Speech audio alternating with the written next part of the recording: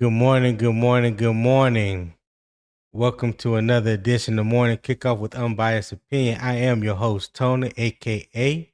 the Couch Scout Extraordinaire, Pastor Trenches, and affectionately known as Low Tone Tony. Uh, Before we get started, as usual, go ahead and hit that like button, subscribe to the channel, and share this with your family and friends. As always, we're building a real football conversation over here. So again, no fake hot takes, no media spin, just facts, film, and football context. Make sure you check the links in the YouTube description for exclusive content, member discussions, and deeper football breakdowns. And also remember, Unbiased Opinion Sports Talk is part of the Carolina Armchair GM Network. As always, let's shake a little honey from the tree. All right. So today, the pads come on. It's pad popping season. Y'all don't hear me though. Y'all don't feel me. Pad popping season. That means everything is about to be real. It's about to be real in the field. All right. You're going to separate the Jimmies from the Joes. All right. All that is going to take place today. We're going to get an understanding, a beginning understanding of what we have, what we need to work on, what could possibly be our strengths. There are some players that we haven't had in a while this time of season. They're definitely going to be under a microscope, and look no further than Jonathon Brooks, who we will discuss today, as the thumbnail suggested. Is he ready for a real role? So that would be the question. That would be one of the main questions for today. And we're answering three questions. First, when must Jonathon Brooks prove before Carolina give him a meaningful role? Second, what kind of football problem are the Cleveland Browns becoming for the Panthers? And that is today's halftime spotlight for today is the Cleveland Browns. And third, which of Carolina's 5 padded practice tests tell us the most about the team's 2026 ceiling? All right. So stay with me, because in the second half, I will, if we have time, I'll rank all 5 tests and tell you which one matters the most. All right. So today is not the day Jonathon Brooks wins Carolina backfield. It's not the day Chuba Hubbard loses his role. And it is not the day one highlight run proves Brooks is all the way back. Today is the day the evaluation becomes more complete. Without pads, as usual, we can evaluate movement skill, acceleration, change of direction, route comfort, and some of the timing in the run game. Once the pad goes on, the question gets harder. Can Brooks stay on his track when the pitcher gets muddy? Can he make the right decision without bouncing every run outside? Can he secure the football when defenders strike at it? Can he identify pressure and help protect Bryce Young? Can he take contact, recover, and return with the same movement quality? So that, let's not forget, the recovery is also a big part of this as well. That is why today matters. Brooks has already cleared important medical and movement checkpoints. The next checkpoint is football contact. But we have to keep the evaluation honest. One good run is evidence. One missed protection is evidence. Neither is a final verdict. All right. So the real question is Jonathon Brooks ready to earn a meaningful role in Carolina offense, or is this simply the next necessary step in a long return? So those are a lot of things that needs to be answered this training camp, and it all starts today. All right, it all starts today. Day 4 or day 5, however you technically want to look at it. The day starts telling the story. Day starts telling the story. Like I said, the pads come on, so we're gonna find out who's who and what is what. All right. So let's see real quick in the comments. Know what Cole comment was, but good morning to you, Cole. Appreciate you for tapping in. Keith McClain said, "Good morning, fellas." Good morning, Keith. Thank you for tapping in as well. I forgot my music this morning. Hold up. Forgot my music. Yeah. There we go. All right, that feels a little better. All right, let's see who else we got here.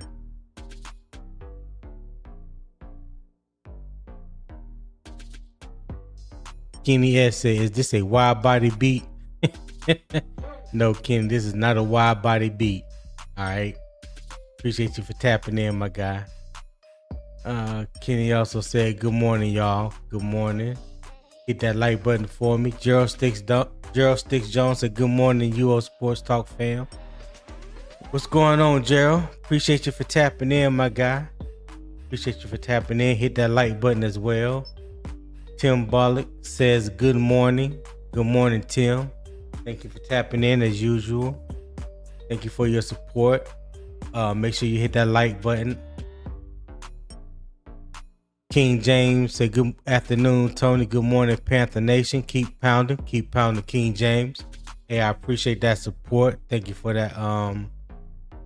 Thank you for the love and support. Hit the like button for me. I greatly appreciate it. Kenny S says, "JB gotta stay healthy." That is facts, Kenny. He does have to stay healthy. Kenny said, "I'm wishing him well as a former Texas running back." Okay. Now you talking about JB as a former Texas running back, or you as a former Texas running back? I know he went to UT. Are you saying you went to UT as well? And MP said, "Y'all got about 5 more weeks to talk y'all shit." Hey, MP. Hey. You know what? I can't even argue with that, because in 5 more weeks, it gets real in the field. All right? It gets real in the field. You already know. So we gonna talk after week 1, one way or the other, win or lose. We gonna have a conversation. Yeah, either the conversation gonna be in your favor or it's gonna be in my favor. You know what I'm saying? So we're gonna let the game decide and dictate how that conversation go. Yeah, Johnny Valencia Y1Y says, "A Laker fan, I'm praying on LeBron downfall." Damn. Okay, Johnny, I appreciate you for tapping in, my guy. Hit that like button as well. MP, you hit the like button as well. Johnny said, "LeBron has no claim to GOAT status." I agree with you on that. Definitely agree with you on that. Kevin Hubbard said, "Good morning, Panthers Nation." Good morning, Kevin. Appreciate you for tapping in. Hit that like button for me. Candy Girl 803 said, "Good morning," with the hand wave. Good morning, Candy Girl. Thank you for being here as always. Hit that like button for me. I would greatly appreciate it. And Kenny said, "Not me. I'm just from Texas." Okay. All right. My wife is from Texas too. East Texas. I lived in Dallas for 9 years before I came to the UAE. Where you at in Texas? Where you from, Kenny? Yeah. All right. So I'm gonna drop a link in the chat for anybody that wanted to come up and join the panel and partake in today's discussion. Let me do that right here. And let me say this as well. Each morning I remind you guys, if you have not subscribed to Unbiased Opinion Sports Talk, please do so. I know most of you are watching through Carolina Armchair GM CJ's channel. That's fine, because I stream to both channels. But what I would like for you to do, if you haven't, open up another browser, go to YouTube, search Unbiased Opinion Sports Talk. Matter of fact, I would drop the link in the channel And just to make sure you subscribe to my channel as well. I'm trying to reach my first goal of 100 subscribers. I was at 95, now I'm at 94. So trying to get you guys support. I would greatly appreciate it. I dropped it in the chat, and I'm also showing it right here on the screen. All right, on the banner at the bottom of the screen right here. So youtube.com/@UO Sports Talk. So if you haven't subscribed to my channel, please do so. I would greatly appreciate it. It means a lot to me. Reaching my first goal. So either platform you're watching on, I care less. But I just want you guys to subscribe to my channel as well. All right. Kenny said he in Houston. Okay, Kenny. Yeah, my wife's family is from Lufkin, which is about an hour east of Houston. So yeah, I know Houston. Matter of fact, my brother-in-law lives in Houston. Johnny7914 said, hello, brothers and sisters. What's going on, Johnny? Appreciate you for tapping in this morning. Hit that like button for me. Subscribe to Unbiased Opinion Sports Talk if you haven't already subscribed. Earl Locklear said, what's good, Tony? What's good, Earl? Thank you for tapping in as well this morning. Hit that subscribe button. Hit that like button for me. And that's, subscribe too. Earl, I don't know if you have subscribed to my channel as of yet, but I appreciate it if you do. NH Official said Brooks can at least have 11 touches per game for 17 games. I think that would be good for him. I would like for him to get about 10 touches a game. I think this preseason is gonna show what he can possibly handle come week 1. And I think he's going to get a good opportunity to showcase what he has in this preseason. So yeah, that would definitely be ideal. I'm not mad at that. Rock Jones said, good. Good morning, Elmer. Keep pounding, cousin. Go to hell, Rock Jones, early in the morning. Thank you for your support. Hit that like button and subscribe. Matter of fact, you can just go ahead and hit the PayPal with your comment this morning, sir. You can just go ahead and bless the channel. All right, I greatly appreciate that. Lady said, what does instrumental sound like? DJ Mustard produced it. I don't know who produced it. I got this from the YouTube library. Yeah, that might be DJ Mustard. Hell if I know. But appreciate you tapping in, bloody. Hey, I dropped the link. Hit the link and join the panel today. All right, Kenny said I have family in Lufkin too. Okay, Kenny. Yeah, that's where my wife was born and raised. Yeah, so if you know any Cranes in Lufkin, that's her family. All right. See, my dad lives in Lufkin. All right, Kenny. Well, I'm pretty sure my wife's parents know your father. If he lives in Lufkin, I promise you that they know him. Earl said, yeah, Tony, I've subbed up on your channel. Hey, I appreciate that, my guy.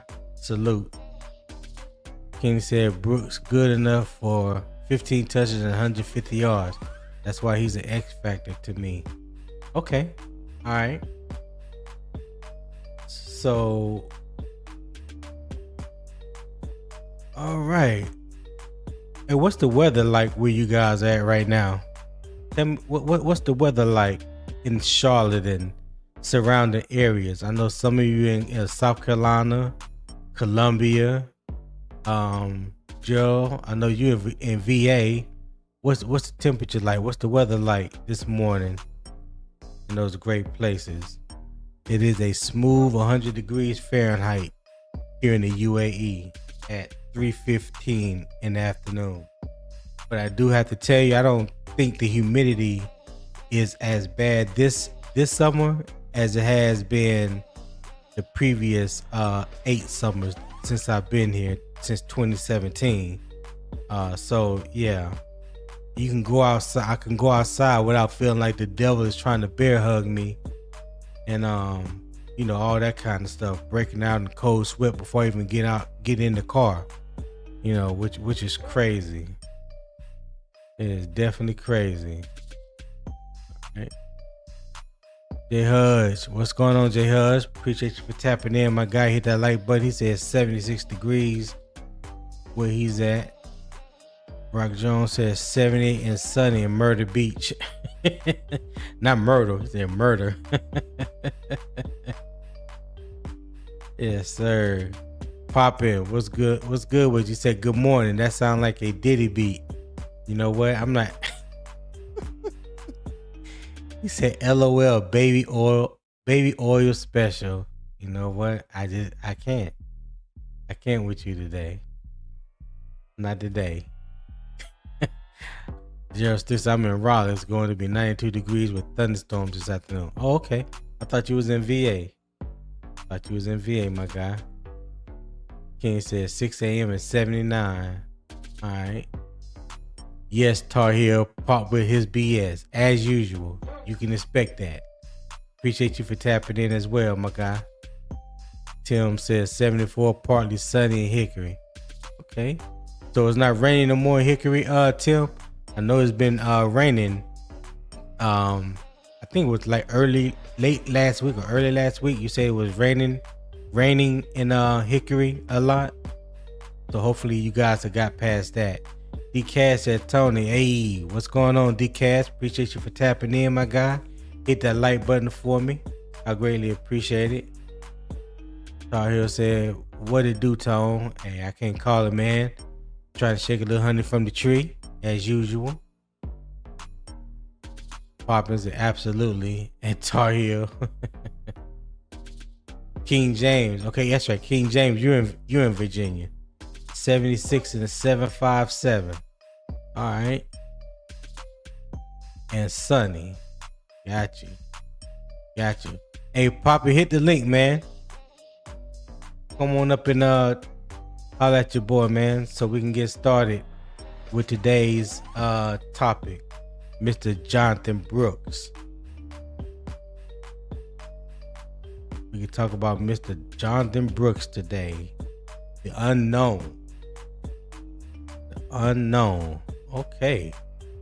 Look like we got my boy Bloody Knuckles here. Let me pause the beat and bring Bloody to the stage. Bloody, what's going on, my guy? Good morning to you, Tony. How you doing this day? Oh man, I had to get myself together real quick. Bloody, you sound like you still getting the that cutting out your mouth. Nah, like excuse me. Well, shit. You talking about? Sometimes when I wake up in the morning, like my little brother said, I sound like Lamar Jackson. So I had to get straight real quick. I had to get straight real quick. Man. I apologize, man, to your show and everybody. Nah, you're good. You good, my boy. You good. What's happening with you though? What's going on? Ain't nothing, man. Just another beautiful day here in the metro. Shoot, it's wet as shit outside. So, I'm just chilling for right now. Where you at? You in Charlotte? Oh no, I'm in Columbia. Okay, Columbia. Okay. Yeah, man. All right. Columbia SC, born and raised. Yeah, go Tigers. All right. Go Tigers. Don't know what that means. I'm a Tar Heels fan. I don't understand that Tiger language. Yeah, you do, man. Don't do that. Yeah. We ain't got no issue with y'all, man. Well, you know what? You're right. We do not have no beef with Clemson. That you're absolutely correct. Only beef we got up there. I'm not gonna try to create none. Nah, it's all good. Shout out to the Tar Heels, man. Yeah. I even like old Dabo. I ain't even gonna lie. I like old Dabo. Dabo better get his act together this year. But I'm gonna leave that where that's at because I could turn this to a whole college conversation. I ain't gonna do that. Yeah, we're gonna do that. Hey, we're gonna have days like that sooner rather than later. We can get into college football. So that's the one thing about the morning kickoff. is it's not just only a Panthers podcast or talk about just Panthers. We're gonna talk about football all the way around the board. Now, the show is definitely centered on the Panthers, but we're gonna talk about college football. We're gonna talk about other NFL teams. You know, there's a lot more about football than just the Carolina Panthers. So I'm a fan of the game, but I love my team. You know, that's good. Sound like my neck of the woods. You talking there, sir? I like that. Oh yeah, we definitely get into it. Uncle Gates said Lamar Jackson sound like Lamar scratching. Damn, bloody. Why are you doing that? Uncle Gates said top of the morning to y'all guys. What's going on, Uncle Gates? Appreciate you for tapping in. Going on, Rock Uncle Jones Gates said, let's go Dirt Packs. Okay, let's go Dirt Packs. Yeah. Yeah. My Wolfpack has beef with both y'all. Yeah. The old textile you know bowl. what? Y'all can have all the beef y'all want. Gerald Sticks. Don't do this, Gerald. Me and you cool. Me and you good. Don't let us start beefing because you're an NC State fan and I'm a Tar Heel fan. Let's not. Let's try to keep it civil. God damn, boy! I tell you, boy. That's interesting. I like that. Yeah. They starting to come out the woodworks. Let me bring Menace to Society up on the stage. Poppin', what's happening? What's up with y'all, man? Good morning, man. What up, bloody? Good morning, bro. What's on this icon, bro? Oh yeah, I did that for a reason. You know what I'm saying?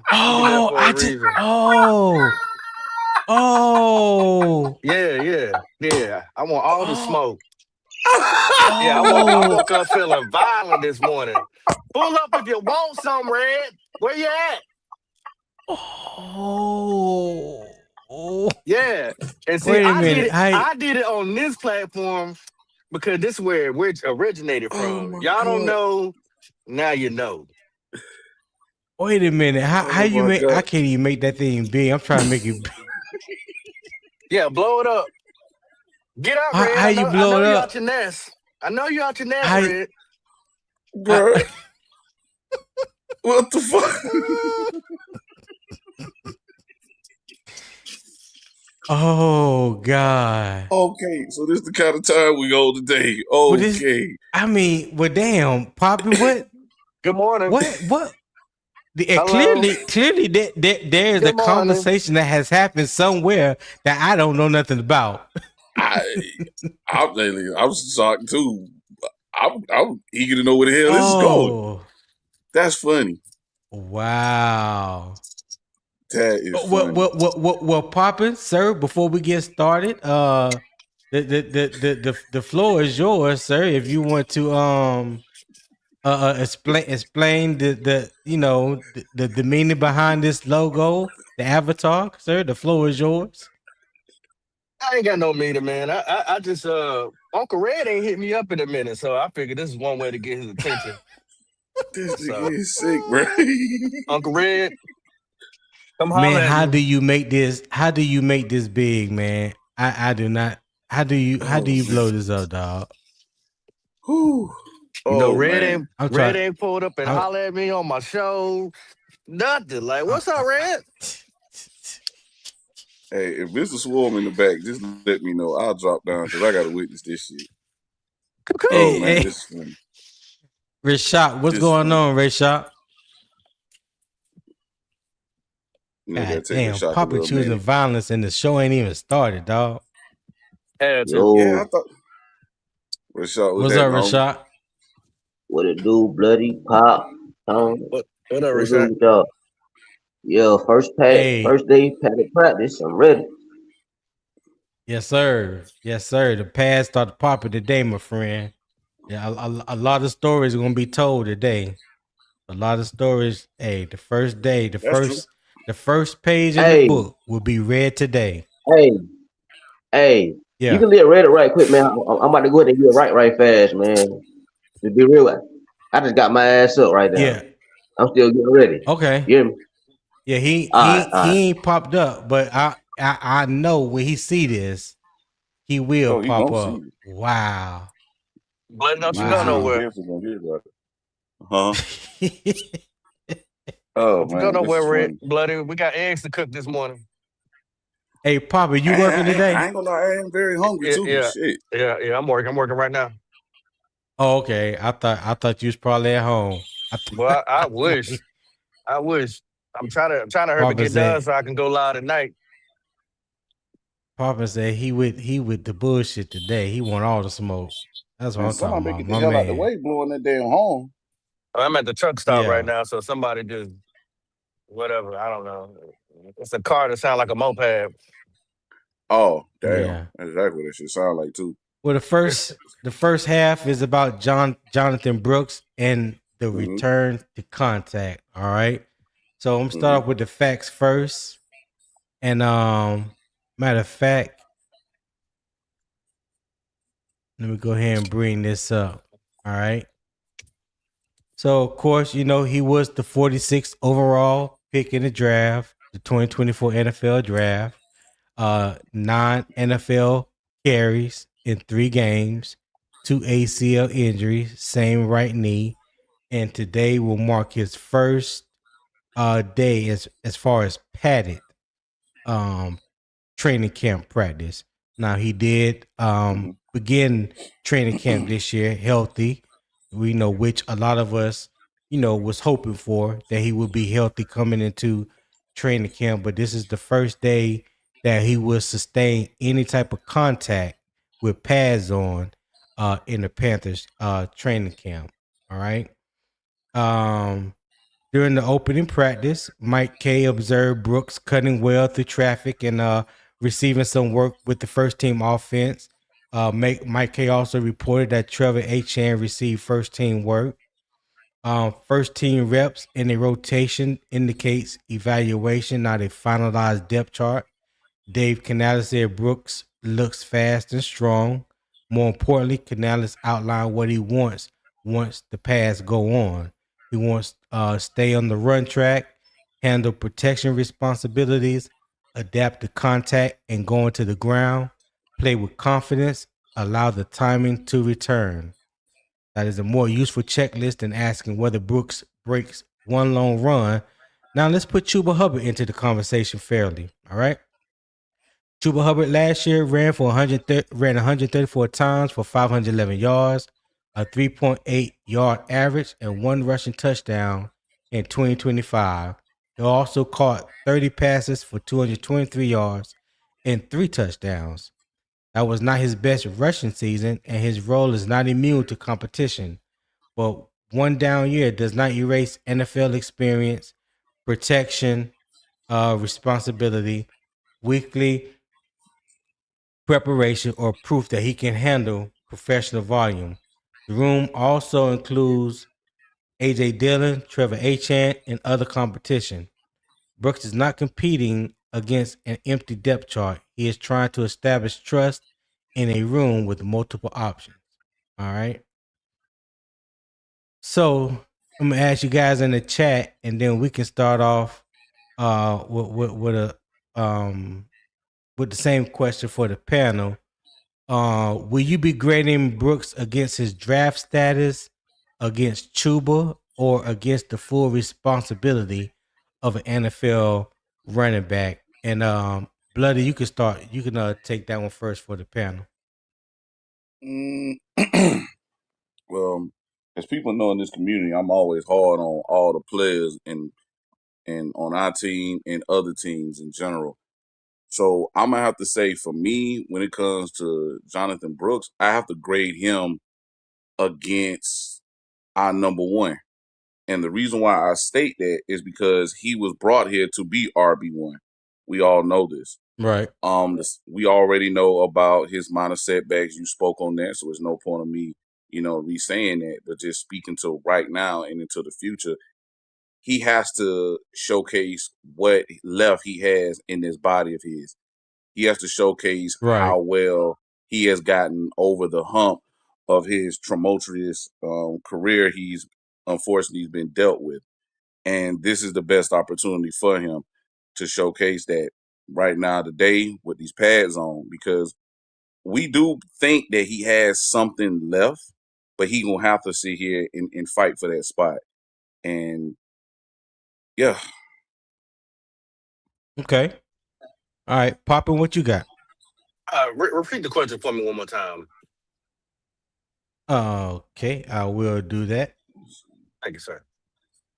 I said, are you grading Jonathon Brooks against his draft status, against Chuba, or against the full responsibility of an NFL running back? Well, I'm glad you asked me that, because you had a great conversation. This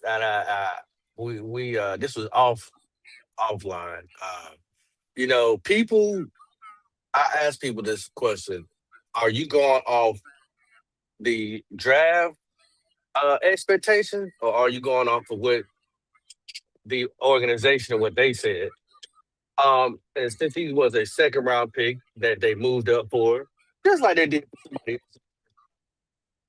expectation, I'm judging him pretty much off of what he's going to do, because this was, to me, was another mistake of moving up to go get a hurt running back.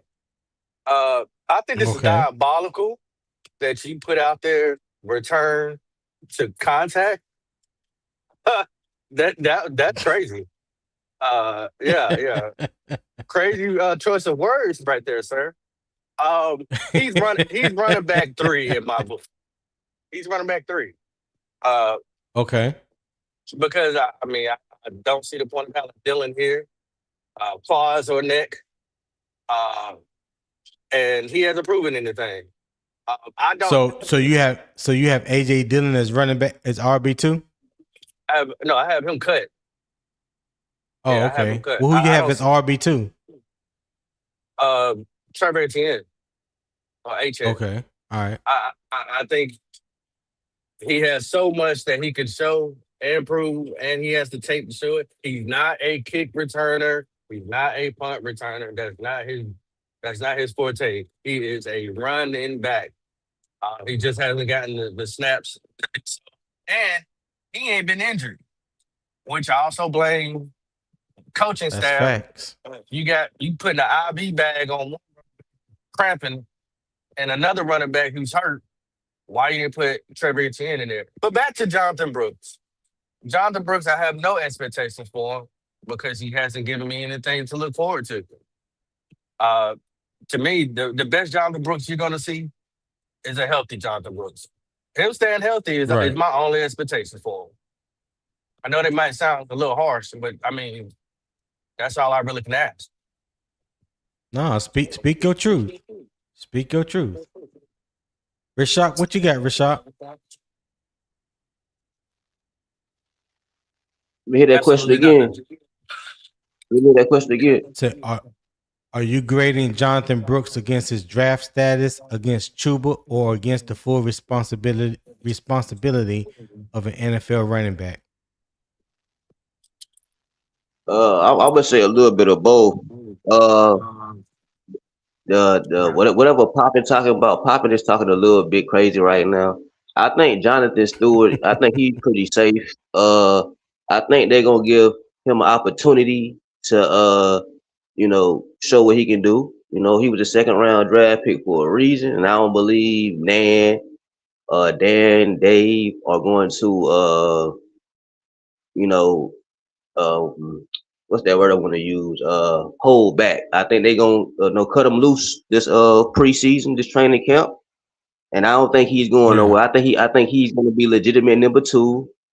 I think Trevor gonna be 3. I don't see no AJ Dillon making this roster. I see Chuba being 1. Oh wow. Brooks being 2, and Etienne being 3.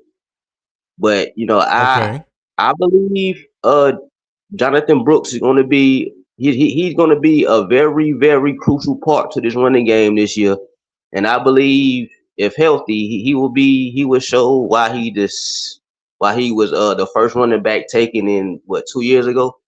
I think he'll be fine. I think Jay Brooks he'll be good this year, and it's a possibility. It's a possibility that he might take over for Chuba sometime this year. Can I Ray Shack, a question, Tony. Go ahead, Papa. Ray Shack. Yo, If you was the GM, would you draft a torn ACL running back in the second round? I wouldn't have. Oh, okay. So I ain't talking crazy so far. Yeah, it's facts.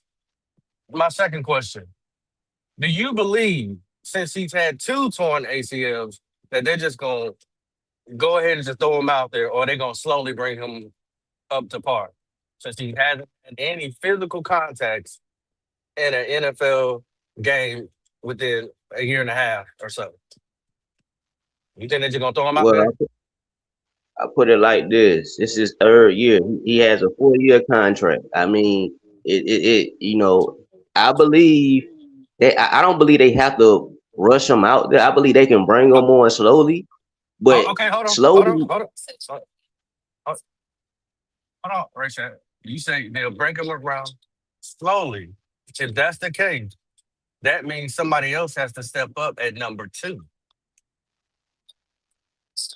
Not, I mean, So not necessarily. When I say well, slowly, that means you don't have to.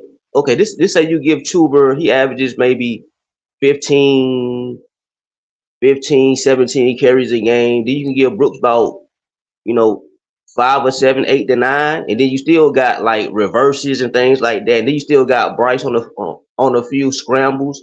So you talking about maybe even if you do throw in the 3rd running back, they only gonna get maybe what 3 or 4 touches a game, maybe 5. So that's not really much anyway. I don't think you're running a 3-back committee where 2 or 3 running backs is getting like a bunch of touches. I don't think the 3rd running back gonna get much touches Rashad, anyway. Huh? but you're contradicting yourself. You just said that they're gonna bring him on slowly. We cannot, especially going into this year right here, such a very important year. You cannot hold back your offense to slowly bring on another running back who come from off an injury just to see what he can do. When you have a I healthy mean, back sitting back there, you see what I'm saying? Like, what sense would that what make? You know what I'm saying? what I'm saying is the second running back, honestly, He's especially who? early on, yeah, he's not gonna get like you think about last year when we had Chuba and Rico. One of those guys didn't really get that many carries anyway, that many touches anyway, unless they was on special teams. So that second running back, he's not gonna have a big workload anyway when you got Chuba. So they can really just use him as a number 2 running back, and he should be fine. And then if he, is showing signs of why he was drafted in the first running back drafted that year, he will eventually go from 8 to 9 to 10, 12 to 15. That's what I'm saying. Like he don't have to start off getting, a small, like it's all depending on what you feel is starting out slow, like coming along slowly and coming out fast. I don't think he is gonna need starter touches. I think he'll get those backup touches off gate. And I think Etienne, he'll be more that special teams guy that maybe that you get him in on a few 3rd downs to get a little screen or something. But slow, when I say So, bring along slow, when I say bring along slowly, that don't mean like, manage his touches. That mean that number 2 running back is gonna be. It's not that many carries to touches bring him on anyway for, slowly for, does for a mean number 2 running back. manage his touches, Rashad. Bring him on slowly is managing his touches. What I'm saying is the number 2 running back, he's not going to have a heavy workload anyway. That's what I'm saying. So if you give him those number 2 touches, he should be fine with that. That's He not was bringing them he, on he was slowly. he was getting that already. He All wasn't right, playing. what He's been hurt the last 2 years. no more questions. hold on, Rashad. Hold on, Rashad. Papa, what you mean he was getting that already? He only has 9 NFL Yeah, carries. he's been hurt So all year. what do you mean? Well, I mean, he wasn't taking the workload, was he? But He was being managed. His snaps were being managed. yeah, So he was yeah. I coming mean, as a yeah. number 2. Then Well, I mean, well, so I'm so saying, if it was uh-huh. then, I'm pretty sure they're probably going to go about it the same type of way to slowly ramp them I up see what you're over saying. time. Yeah. But to start off, right, which I don't think it is technically smart to just say, you know what? Even though Chuba may get 20 carries, and we're gonna slowly bring uh Jonathon Brooks on. Cool. But at the same time, the offense still has to go. You have somebody who's ready to go already. You're just wasting talent. Now I know he has to prove himself, but it's a long season. He has time to prove himself. You know what I'm saying? He has time. Like you said, you got him for 4 years. I get it. But at the same time, I already have a healthy back right there that played in the SEC from Georgia. Why you ain't using him? That's my thing. I get what you're saying. Now that part I definitely get what you're saying, but also see what Rashak is saying, and I think it's more so along the lines of, you know, wanting to see him get more than what he got, you know, starting out. But what Poppin is saying is it shouldn't be any difference this second time around as it was the first time around. Because again, even though he rehabbed longer, it has been a while. So I mean, if he come in and get maybe 3 or 4 touches, and that's rushing and receiving, you know, in game one, I think that's good. I think that's good for him, given all that he has been through the first 2.5 years of his NFL career. I think that's a nice, you know, little way to ease him into the rotation. And I don't know if Chuba Hubbard, if we're going to look at Chuba Hubbard as being a 20-25 carry a week type running back. Now he has done it in the past, so I'm not saying that he can't do it. But I also think that the running backs that we do have is there for a reason to help alleviate some of that pressure off of him, and Chuba will benefit in the long run for that. You know, if you have hopes of making the postseason and possibly going deeper, having your number one running back fresh and, you know, healthy in the fourth quarter, you know, it's good to take some of those carries off his shoulders throughout the first 3 quarters, and then, you know, let him do his thing in the fourth quarter if needed. So there's all kind of different types of variables in different situations that, you know, that this can be looked at. For me, I just want to see the young man make it through the preseason and be healthy come week 1. So the preseason, to me, now this is just my opinion, is going to tell me a lot about where he's at, what he can possibly handle. Also, his recovery after each practice is going to play a major part into this. How does a knee feel after a day of contact and, you know, pounding? What it feels like the next day? You know, will he be able? You know, will he feel fresh and still come out and practice on back-to-back days? You know, after taking contact. You know, what happens when he takes a shot on that knee? What's the recovery for, you know, the rest of that day and the next day going to look like? So there's so many questions that needs to be answered, and I believe that they're going to be answered starting today. Rashad, what you getting ready to say? I was about to say, Pop. I know you. It's like two things I got to say. Did Pop say he don't have Jonathon Brooks making a roster or getting cut or something like that? Did I hear you say that, Pop? No, I never said that.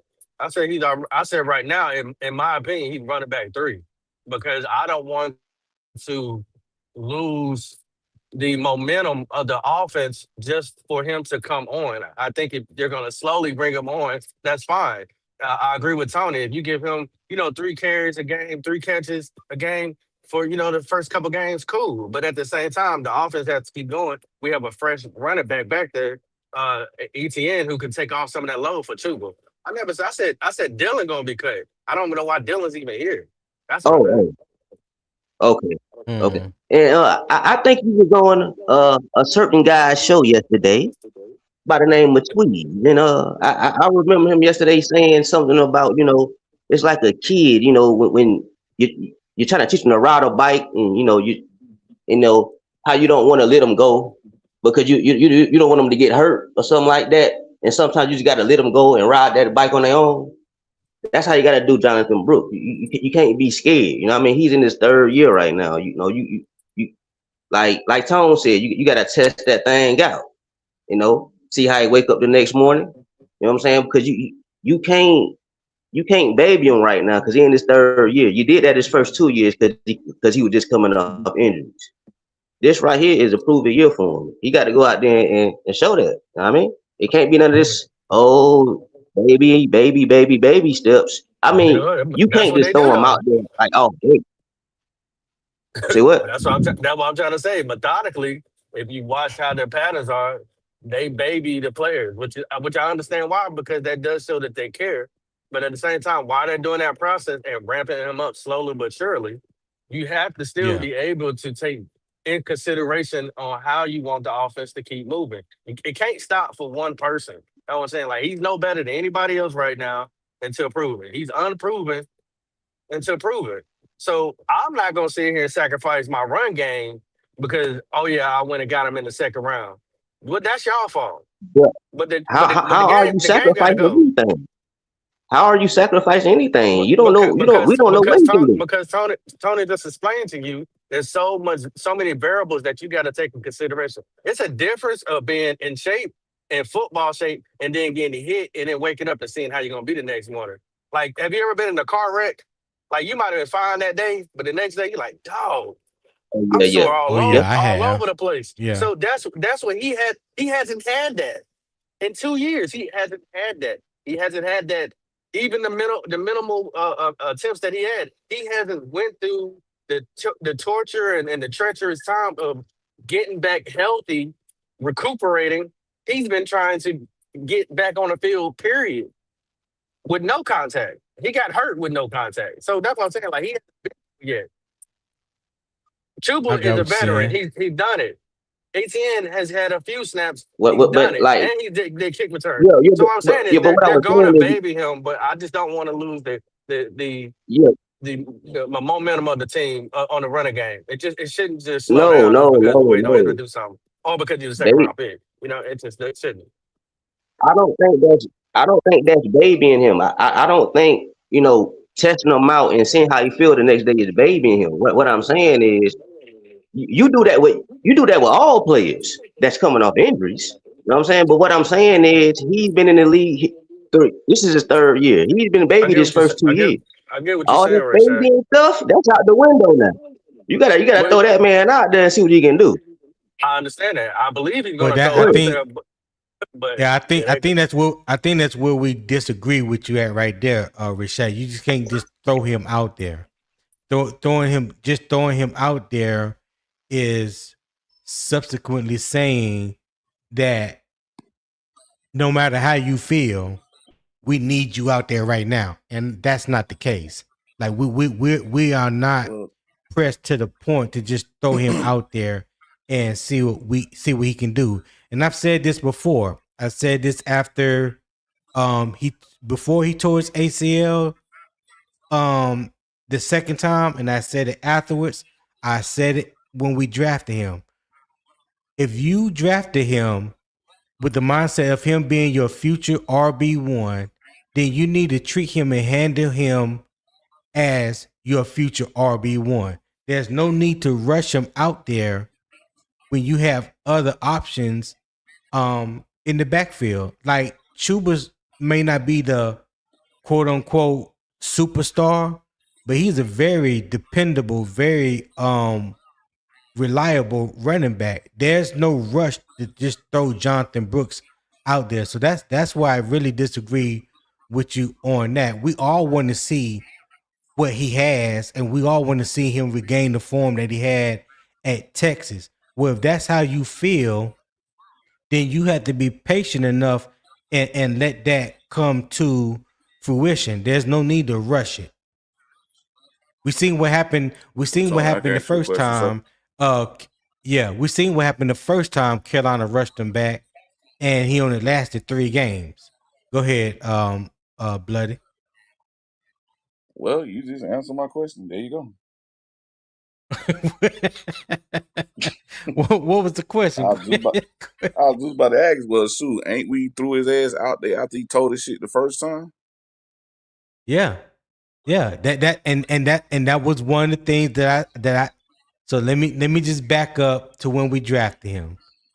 One, I wasn't a fan of drafting him, like Papa said, a second round draft pick on a player that had a torn ACL.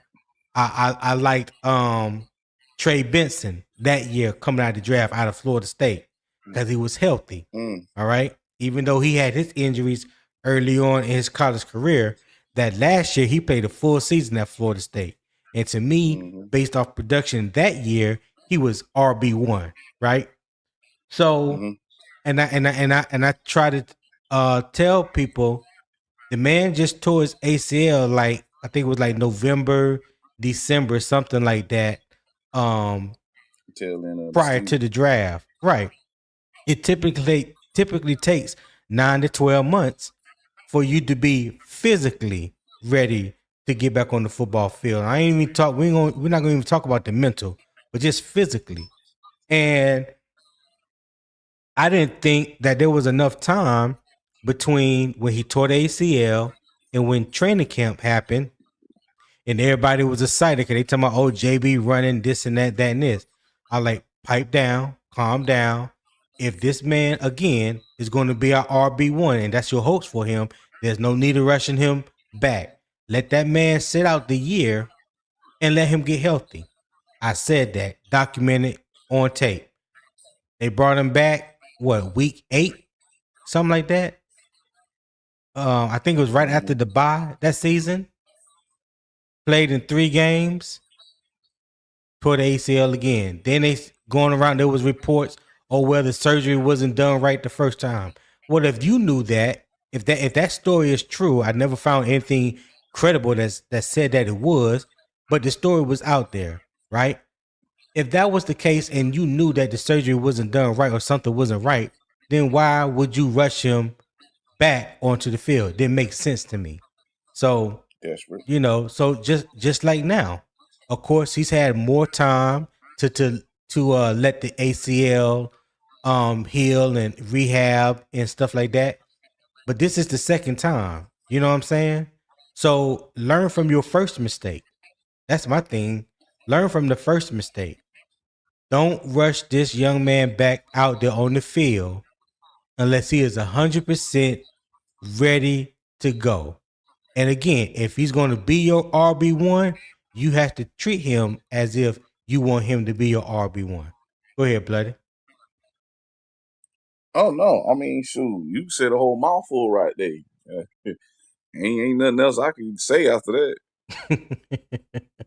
But the one thing I will add on real quick, if I must say, maybe he needs to strengthen up. You know what I'm saying? He got to re-strengthen up his muscles around that ACL, around that knee. You know, his quads, hamstrings, calves, and everything else, his lower extremities, so he can have more confidence and have built up enough armor around that area, so he won't have to always put a lot of stress on those knees as much. So he can be more explosive in the glute, hamstring, quad area when he has to do his cutting in small spaces. But I also agree with Pop when he said that having Trevor Etienne as the number 2, that makes a lot of sense as well, because he is a running back that has shown that he can handle, being an NFL running back. I mean, he did run real well behind Rico Dowdle. I think that was that Cowboy game. It was one game, and he came right in and was flowing right with him. Very small sample. So if we do want to take it easy on Brooks, using Trevor is a better option than going to AJ Dillon, who missed last year, his damn self, and then he have a neck injury. I'm just saying. Who had a neck injury? AJ Dillon. Ain't he had a neck injury some years ago? I don't remember. I don't remember. That's a good question. He had a neck injury, a serious neck injury. He hasn't did anything in 2 years. So I really don't even know what the point of putting him in. He's big. So you got a and 3 soft. yard in the cloud of dust guy that's going to lower his head and go between the A gap and just try to push guys forward. And he has a surgically repaired neck that he's been healed on for the past year or year and a half. And you got another back who's damn near fresh and healthy behind him, but you don't want to use him because everybody think he sucks. Okay. Yep. 336. I hate you, man. That's one. Shout out to the villain for the record. Y'all know how 336 do. But yeah, shout out to the villain. That's how I feel about the whole Jonathon Brooks situation, man. I've been saying this since day one. And yes, this is year 3 of his career. Essentially, basically, still a rookie in year 3.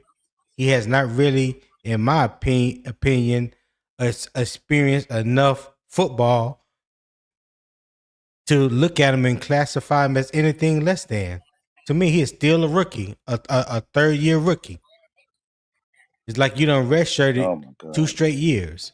You know what I'm saying? So you got a red shirt and a medical red shirt, huh? Yeah, damn it. Yeah, red shirt. Damn it. Yep. I ain't trying to sit there and throw a shot at him.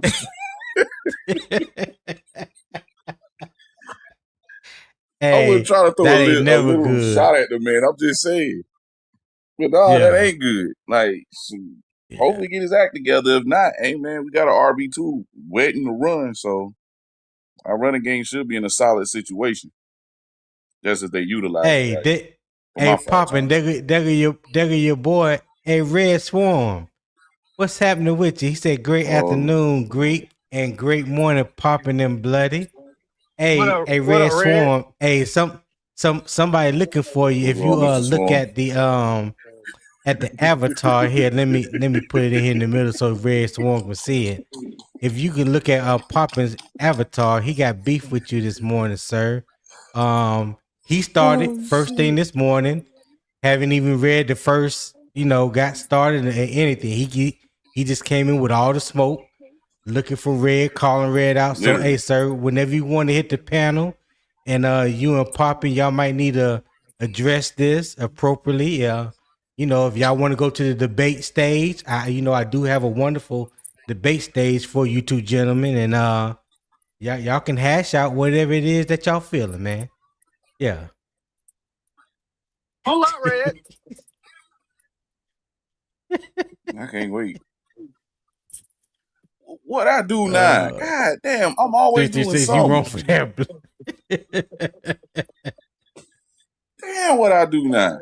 He said, I hope that you and everyone listening in the chat has a terrific Tuesday already. The pads come on today, Red. It's pad popping day. Yes, sir. It is past popping day. I cannot wait to hear the reports coming out of training camp from the beat reporters. So I'm definitely gonna be glued into my Twitter feed the rest of the evening. And Red said beef. Let the click clack and begin. He said beef. Ha ha ha ha ha. So yeah, he not taking you serious, Poppin'.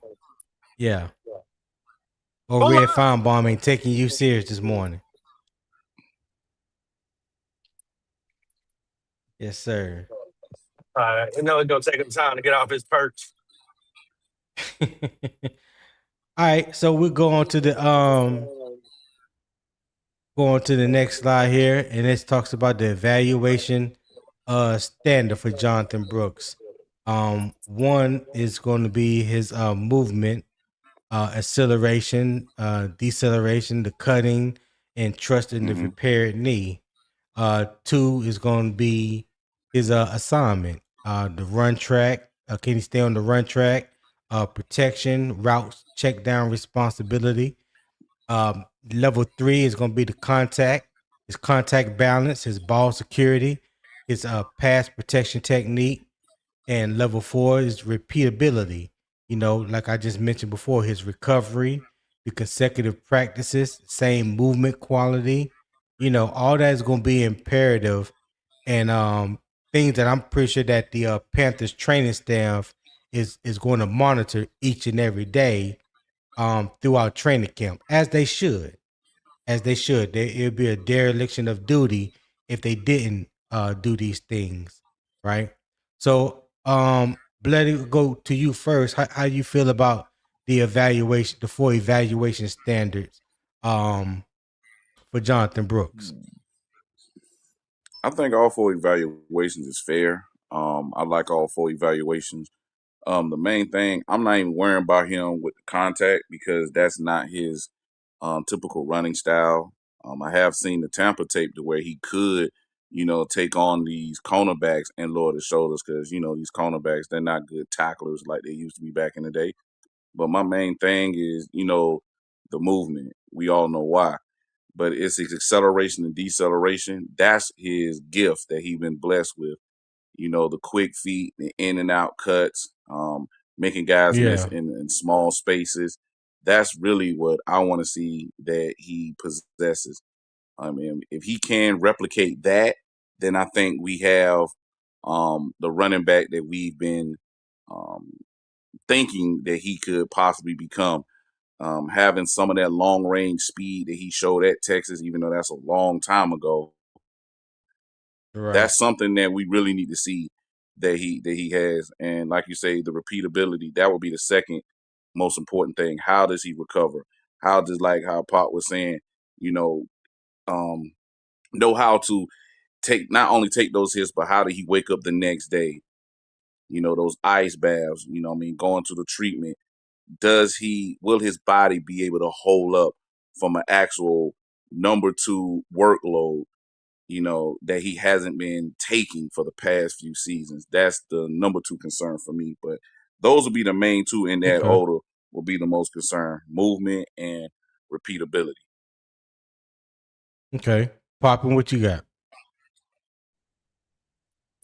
I mean, great points, Bloody. I couldn't have said it better myself. Yeah, I want to see what he's going to bring now. I'm more worried as since the surgery, has he had to how I want to say it, transition to a different style of back. Having them 2 surgeries, you're going to lose something. Everybody can't be Adrian Peterson. We know he's not normal. Will he have to change? Will he turn into more of a power back now, knowing that he might have lost a little bit of explosion, a little bit of elusiveness? Because I know he's put on, I think, 15 pounds of muscle. Who's that? Jonathon Brooks? Yeah, I think he went from anywhere to 10 to 15 more pounds of muscle. Oh wow! Okay. Yeah, him and his little brother Chuba, Team Light Skin. Oh, shit.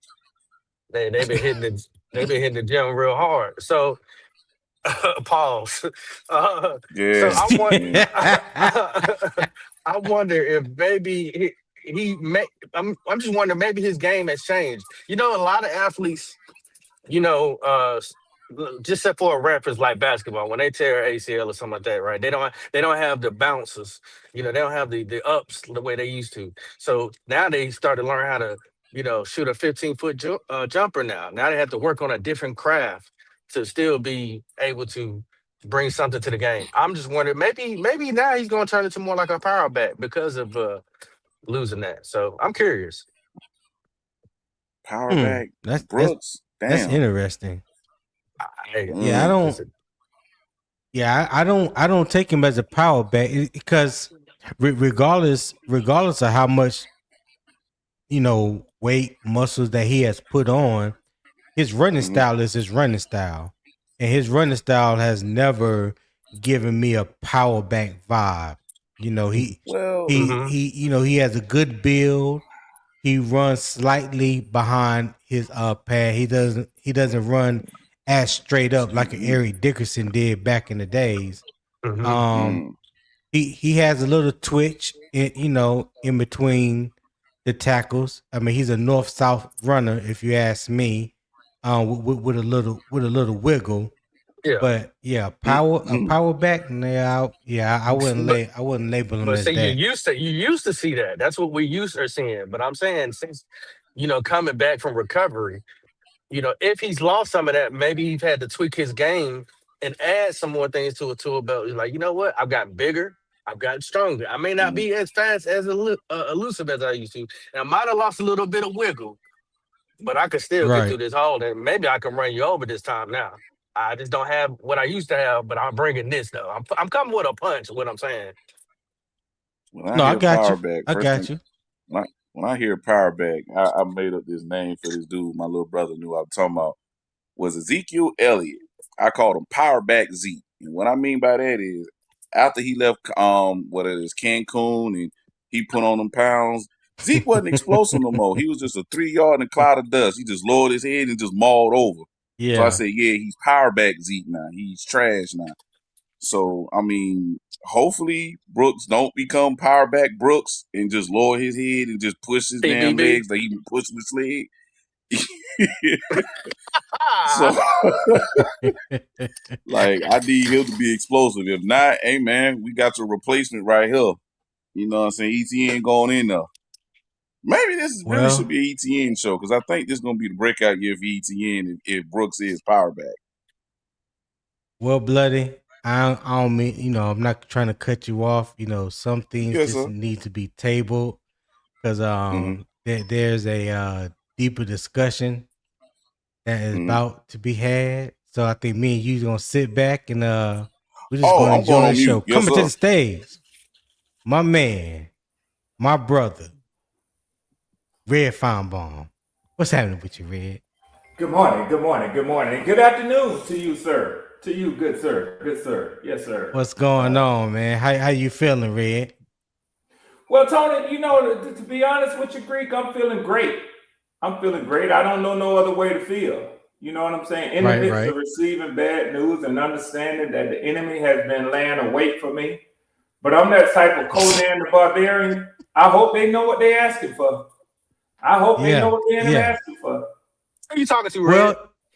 Well, me being the type of host that I am, because I know you gentlemen, and like I said, Poppin had he had smoke first thing this morning. I never seen Poppin wake up this early in the morning and the first thing came out of his mouth was violence. So yeah, there's clearly some things that need to be worked out between you and him. So I'm gonna sit back, me and Bloody, put our microphone on mute and let you two gentlemen talk it out. Now I'm gonna stay in the middle because I'm gonna separate y'all two. But I'm gonna grab me some watermelon juice and cashews, and we're gonna sit back and just let you two talk it out. That sounds good to me. Pop in. Go ahead, gentlemen. Red. Pop in, bullets. What's happening with you, bro? Man, I honestly ain't got no smoke with you, honestly. I just ain't holler at you in a minute. I figured I'd be able to bait you to get your ass up here. I ain't talked to you in a minute. Dirty shit here. Well, enjoy it while you can.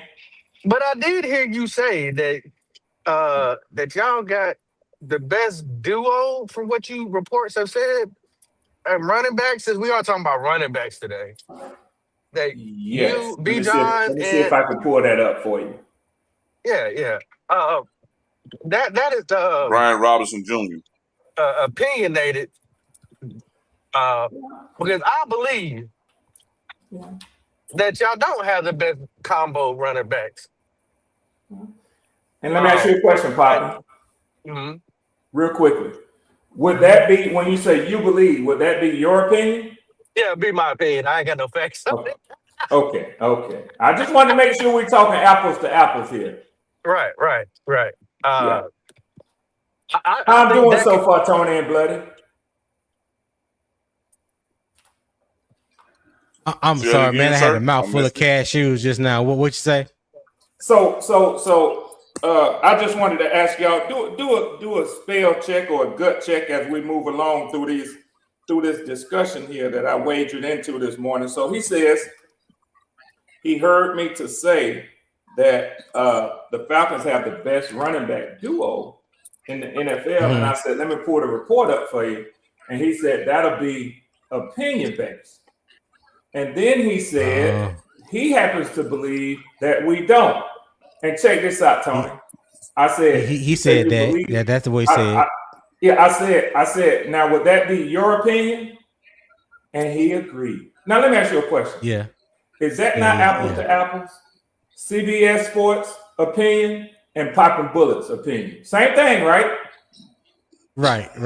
Okay. Two opinions. Put a check in the one column for Red Swarm. Yeah. Okay. All right. Red Swarm 1, Poppin' 0. Carry on. Okay. There we go. Let's go, Pop. Oh my God. So with that being said, please elaborate why you feel like. Well, do you agree with that article that you read? Watch this, Tony. Watch how I run the score up, Tony. Tony, watch how I run the score up. Watch how I do this shit. Watch how I do this, Tony. Tony, would you be so kind as to share my screen if you could, sir? I know you're trying to get your coconut, cucumber water and all of that good healthy stuff that you like to do. You know, but let's see. Let me see.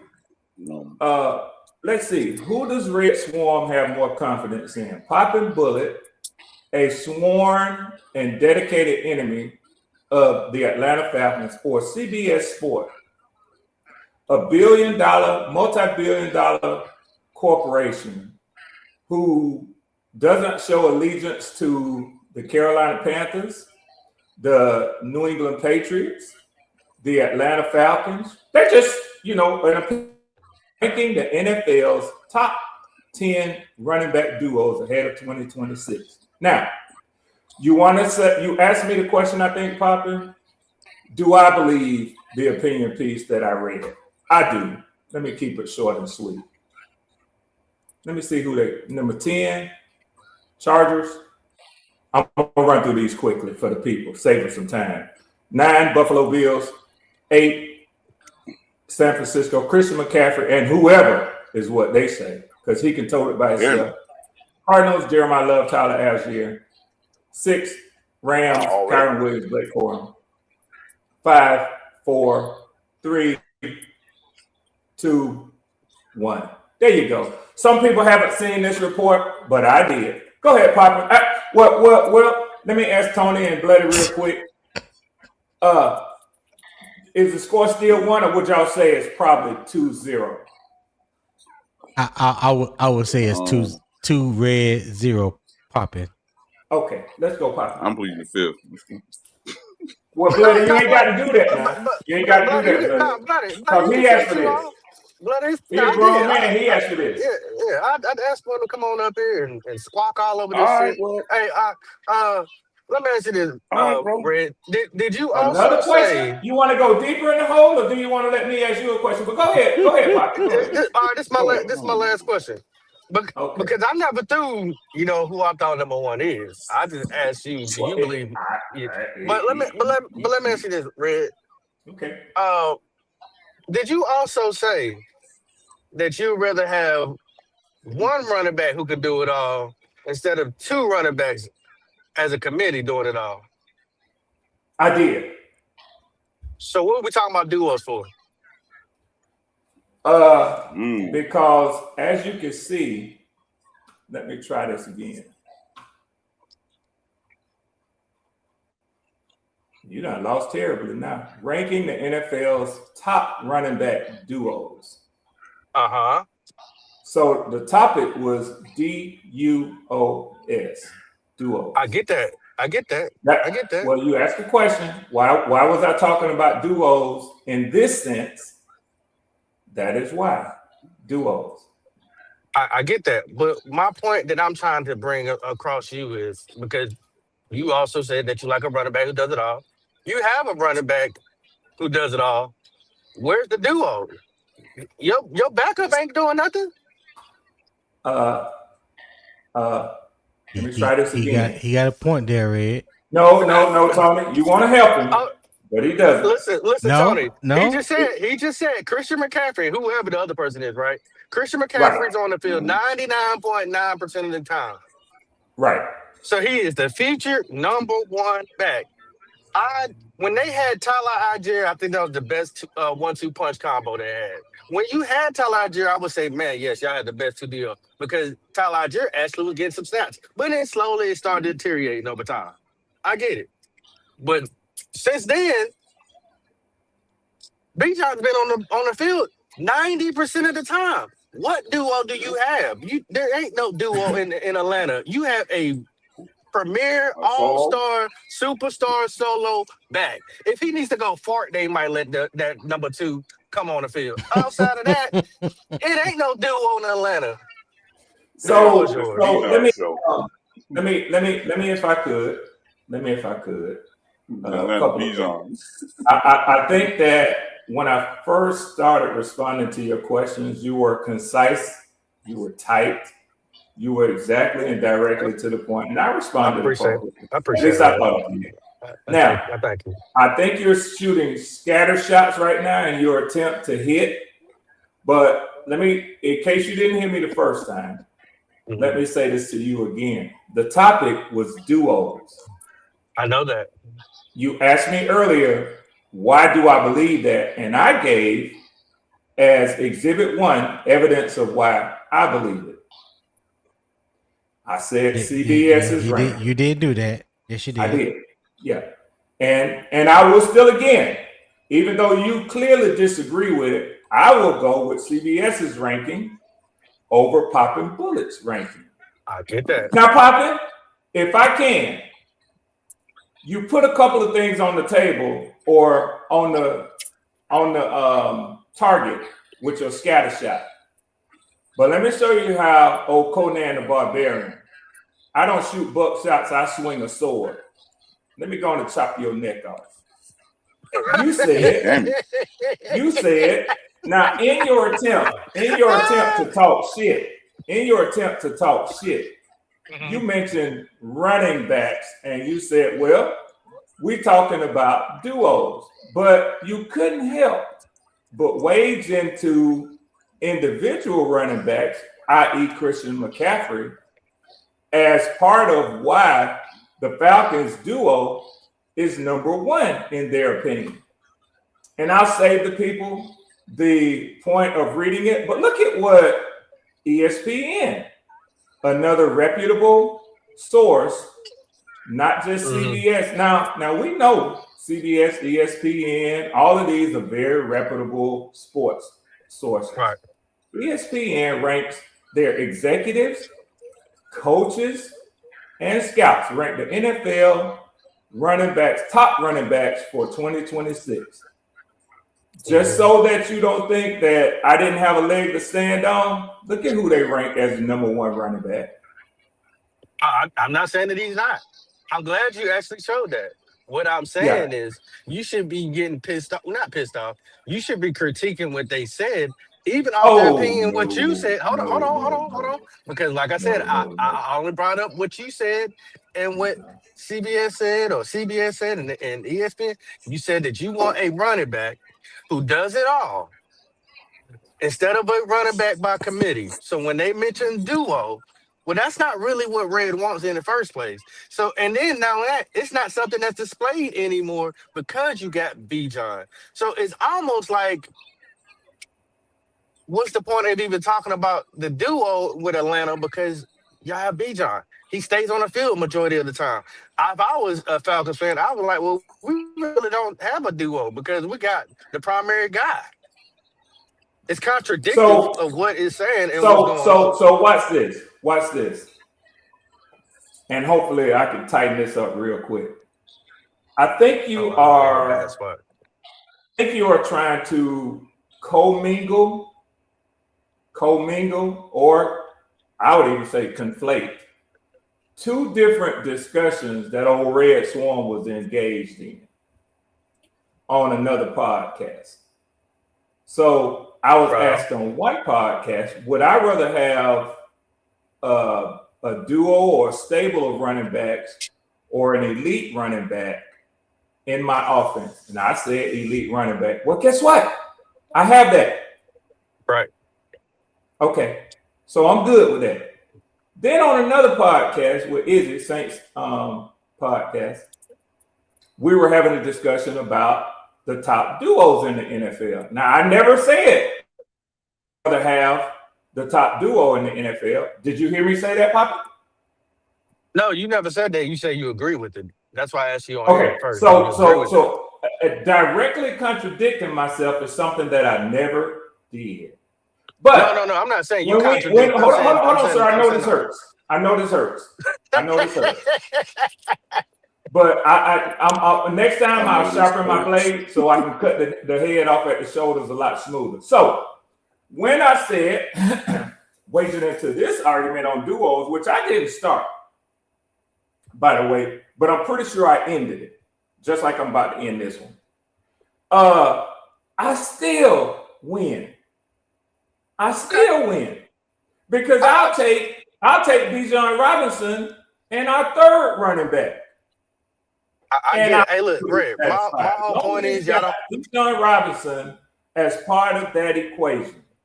I get it, Red. My whole point is, Red, y'all don't have a duo. According to Poppin. But again, I'll say this for the final time.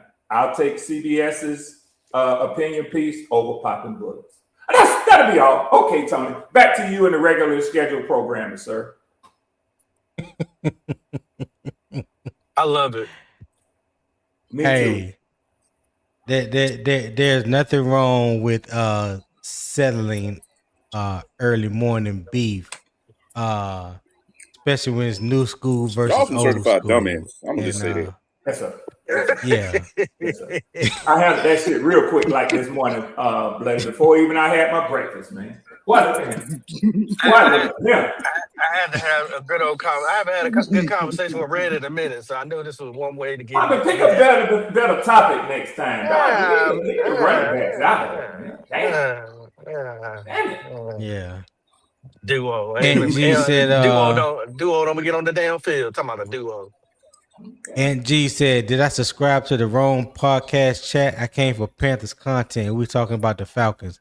No, Angie, you didn't subscribe to the wrong podcast. Our dear Panther brethren, Poppin, brought this among himself this morning. And, because I'm an equal opportunity employer, I just felt it was right to give old Red Finebaum time to, handle his business. So that's all it was.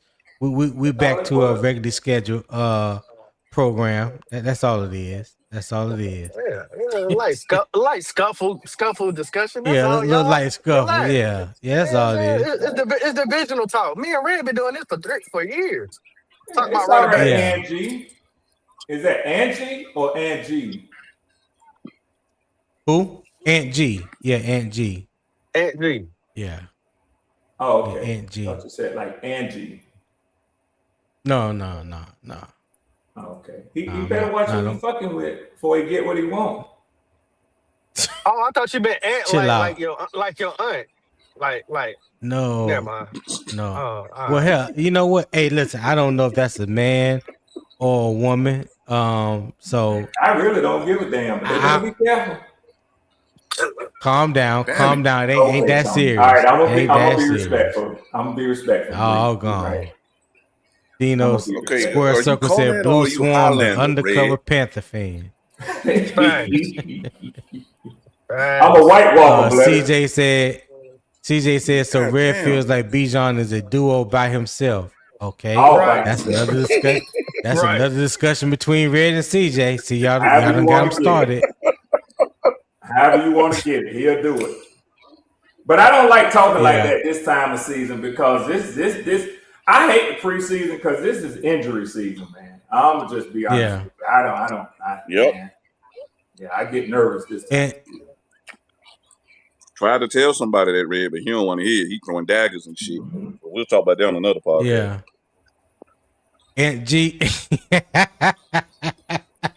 And G said, just making sure I'm in the right place. Y'all good? You in the right place. Bravo said, show that chain, Red. Show that chain. Yeah. Brooks said, back to talking about Brooks' delicate liability ass. Damn. Whatever, broski. Whatever, man. So I can't do nothing about that chain and how people have the screenshot. It'll live in infinity. But just so you understand the deal that myself and the host made, who prepared that chain, that CJ, it's a seasonal thing, depending upon who will wear one if their team gets swept. So but it's cool. It was all done in good humor. We'll see who wears one this year. But hey, if I have to wear it again, I don't have to travel far to get mine.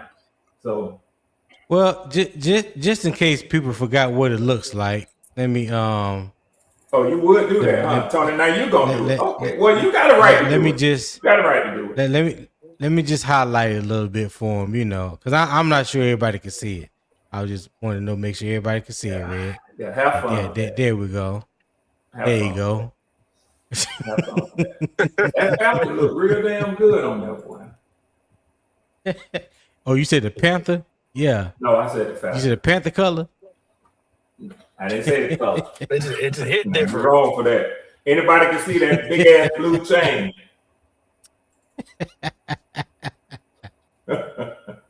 Poppin got the average. Oh yeah, CJ. Oh yeah, Poppin came in here in 0.2 seconds with the smoke this morning. Yeah, he did. Yeah, he did. Yeah, he came in with the smoke this morning. Yeah, he did. I don't know why he picked that though. I don't know why he picked that. As a topic. I had to holler at Uncle Red, man. And G said I'll be at the week 2 game in Atlanta. All right. Save your money at G. Save your money. Sit beside the Panthers don't win 1 and 2. The Panthers don't win week 1 and 2. Don't you know that, sir?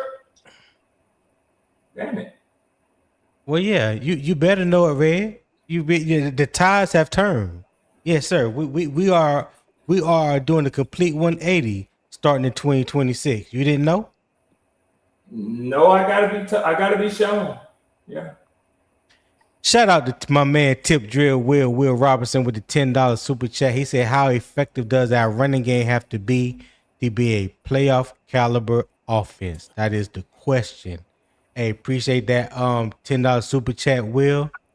And I would ask that question to the panel. Pop, and you can go first. How effective does our running game have to be a playoff caliber offense? It has to be very effective.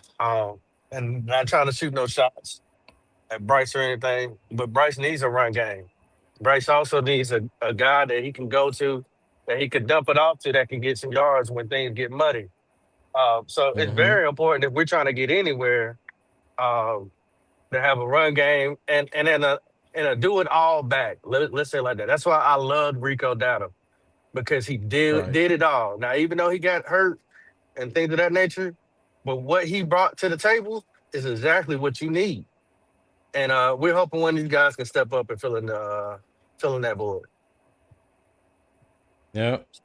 What I don't know why. What you got, Red? Come on, Duo.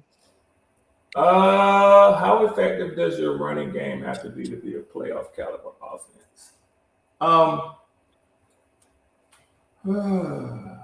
be back. Say what, Papa? I'm gonna be back while he's thinking on that. I'll be back because I'm probably gonna get some bad signal over here. Oh, just put it on mute. I don't know if you can unscramble the egg to say that the running game will make up for the passing game, which will move your total offense up from 27th in the league to wherever it needs to be a playoff caliber offense. I think it's all a part of the same recipe. So it certainly needs to be good. It needs to be, I would say, a top 5 rushing attack in order to elevate the deficiency in the passing attack. That's if you think that the passing game has kept you no higher than 27th since 2023, the last 3 years. I don't know if the passing game needs to be top 5 in order to take up for the running game. But whatever the mixture is, I think to answer Will's question, it needs to be elite in order to elevate your offense from 27th in the league to at least middle of the pack in the league. I can't believe you let me ask that shit, Tony.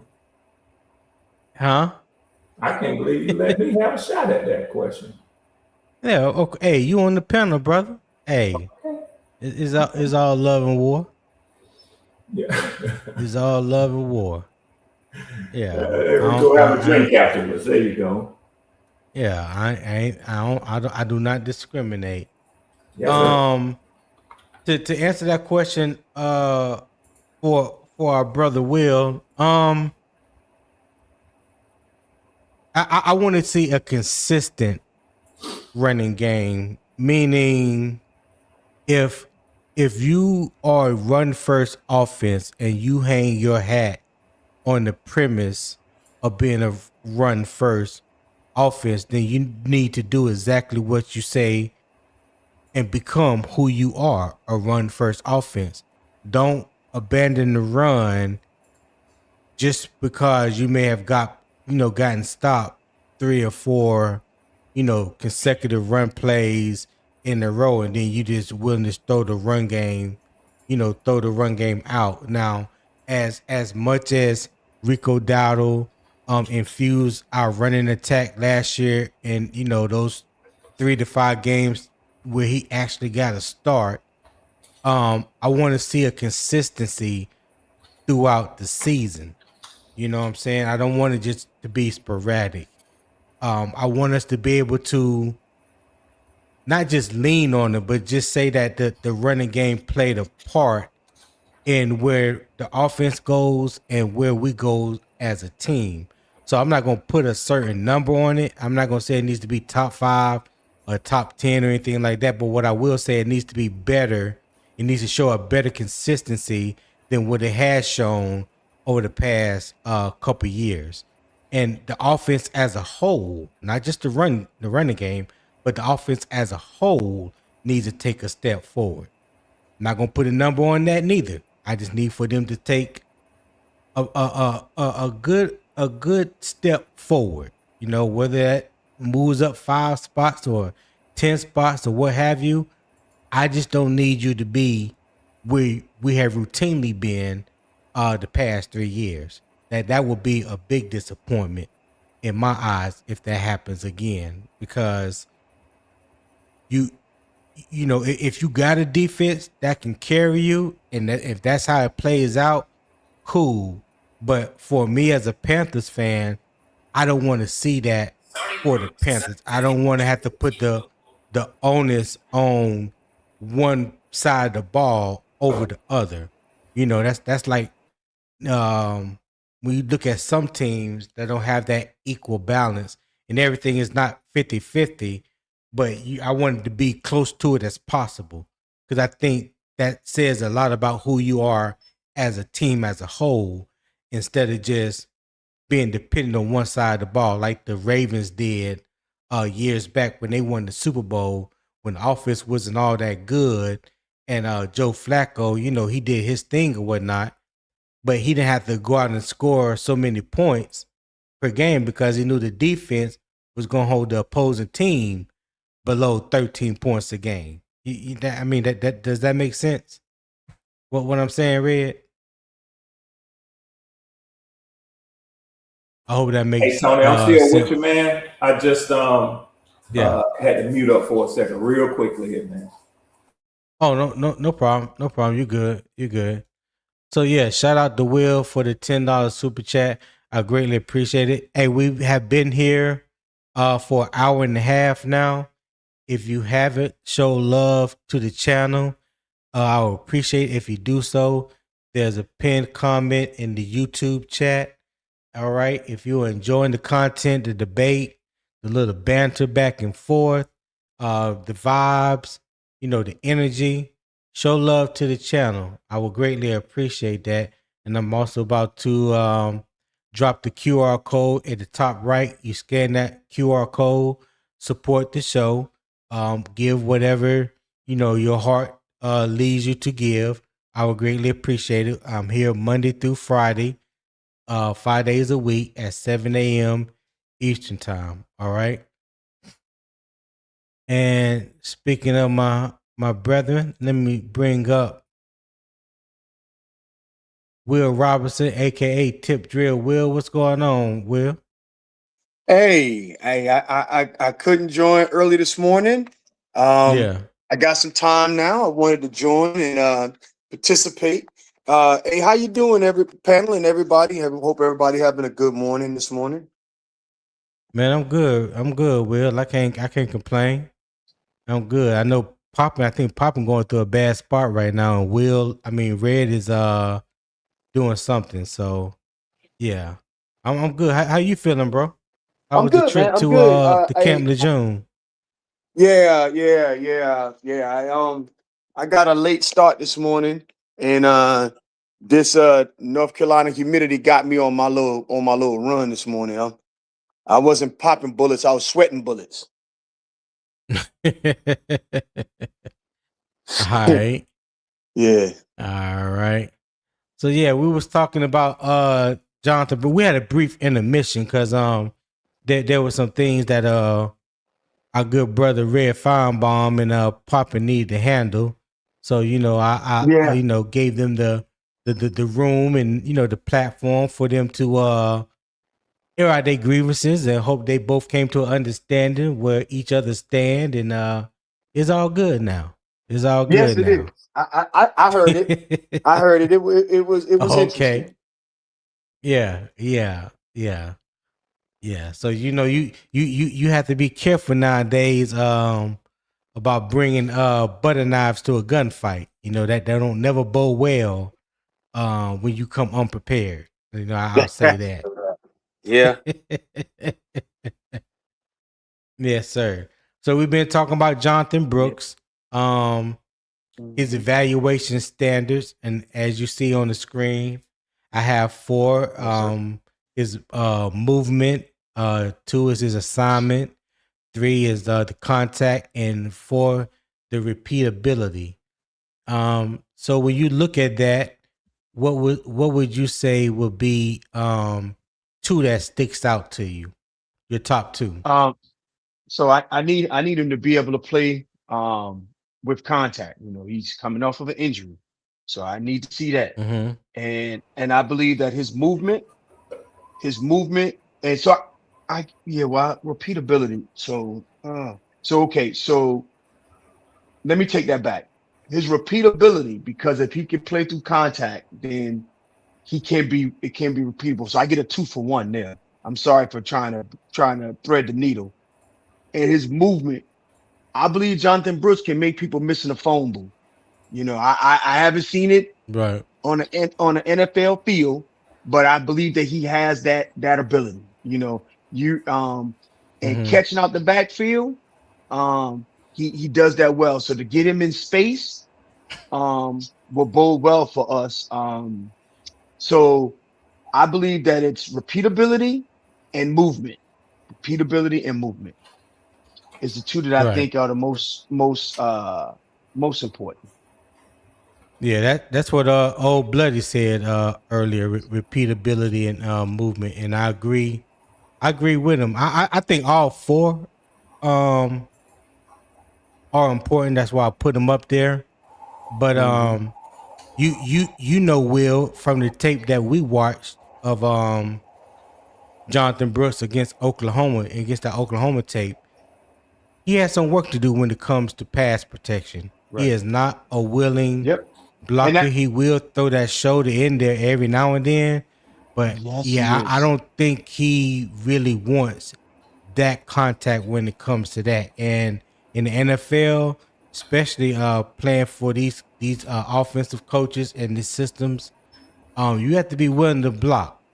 You can't. There's no such thing as just toting the rock and being happy with that. You're gonna have to be willing to block too. That's a responsibility that you must carry if you want to be RB1. So didn't Brad Isaac say you got to be able to block to get the rock? That's right. That's right. And then you also, if you ever watched that block that Chuba Hubbard threw in that Rams game when Terrell McMillan caught that 4th and 2 catch, that block was critical. That block is what gave Bryce Young the time in order to throw the ball. Mm-hmm. Because he picked up that blitz. Tony, I'm back with you guys. I just wanted to say that, but if I might, just one. Go ahead, Tony. Hold on. Let me give a shout out to Gerald Sticks Jones for that PayPal gift. I greatly appreciate it. I don't know if he's still in the chat. I know he sent it a while back, but yeah, I just got the alert. So Gerald, if you hear me, I appreciate that love that you sent this morning through PayPal. I greatly appreciate it. And don't let Gerald be the only one. In the famous words of 2020, don't let him be the only one, chat. Don't let him be the only one. Show love to the channel, man. Greatly appreciate it. Go ahead, Red. So I just wanted to say, I understand the sensitivity, Will. I understand the sensitivity, but I did not call your quarterback by name. I said passing game affects the running game. Running game affects the passing game. I said in either way, just like Tony said, mind you, is that it needs to improve from where it has been the last 3 or 4 years or so. That's all that I said. In fairness, now, Will. In fairness, that's what you said. But also in fairness, you insinuated as if the passing game will never improve. So therefore, the running game must be top 2 in the world in order for us to be a top 15 running around a top 15 offense. So that's where the hook came in at. Now you kind of alluded to those words, but it's not about that. That's why I threw that in the chat. So not to get off subject. Yeah. But you're right. The running game needs to be better, or the passing game needs to be better, or they both need to be better. Yep. Yeah. Gotcha. Hey, King Damo said, Red, please let Red know I hate on him directly. With love, please, sirs. Thank you, Damo. So he I hate on you too, Damo. I hate on your ass too, Damo. Where is the love, huh? Where is the love? That's all I want to know. Yeah, Damo, where is the love? Damn it. All right. So Guess the drift on it. I live for this shit. Yeah, I know you do, Red. I know you do. So Jonathon Brooks, what a meaningful role looks like. Okay, that's my next slide on here. So I picked the top 4 that I initially had. So we can go through those real quick. Stage 1 will be the control integration. Selected early down carries, screen check downs, limited but real protection assignments, and clear workload management. All right. Stage 2 is rotational role, the full series instead of isolated plays, early down and passing down usage, no obvious run pass tendencies when he enters, third down opportunities if he earns protection trust. Okay, so that's where that third down trust come from, and you don't want the defense to be able to tell what it is that we're getting ready to do when he enters the game. You know what I mean? So we should be able to continue with the play calling, no matter if it's Chuba, Trevor Achane, or Jonathon Brooks in the lineup at that time. Stage 3 is the co-lead responsibility. You got the game plan workload, multiple groupings, closeout duties, and no protection based on substitution. And then you have stage 4, the hierarchy change. Preferred option only when complete work is better, plus repeatable. There were so many other things that I put there, so I just dumbed it down to that. So, Will, when you look at that, tell me what you agree with, what you don't agree with. So I think co-lead responsibilities is the best I can hope for this season, right? If it becomes a hierarchical change, hey, then Dan Morgan looks like a certified genius minus the re-injury, because he actually got a bell cow in the second round, especially if we're able to have our running game elevate that high. But the most I can hope for right now is to get to stage 3, which is co-lead responsibility, right? Control integration, I think, is mandatory, right? He need to be rotated in, absolutely. But if he could get co-lead responsibility this season, that's the best I can hope for. That's the best I could personally, that's an aspirational goal for me to see for Jonathon Brooks this season. So hey, Tony, you didn't ask his 1, 2, 3, 4 for Will. I didn't ask what? No, I asked which one of these did he agree and disagree with? No, not that. His the 1, 2, 3, 4 for RB1, RB2, RB3, RB4. Oh, okay. So Poppy wants to know, where do you see Jonathon Brooks as far as the running back rotation? Where do you think he will be from week 1? Will he be between RB1 to RB4? RB2. He's RB2. Okay. All right. Poppin believe he's RB3. That's what he stated early. He puts HN in RB2. I could see that. I could see that, but I believe he's RB2. Yeah, I'm not saying he can't go to RB2. If he's healthy, he's a much more complete running back than Trevor Etienne. Etienne is a good rotational piece, but he's not a lead back. I don't see him as ever being that in the NFL. He's not RB1, no. But he's a good rotational piece.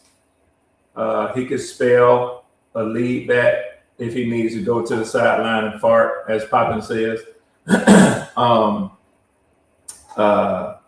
Not as well as Brian Robinson, who has started in the NFL that Poppin's never heard of. But I haven't watched him. He was with the Commanders. Haven't watched him at Florida and at Georgia.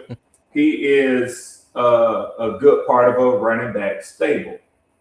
And I think he can be that for y'all as well. But if Jonathon Brooks is healthy, no question about it, he will necessitate a hierarchy change.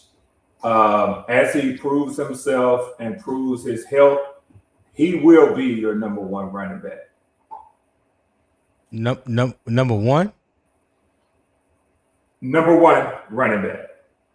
I think if you were to ask me, looking at where he was drafted at, the time he was drafted, he was drafted to replace Chuba Hubbard.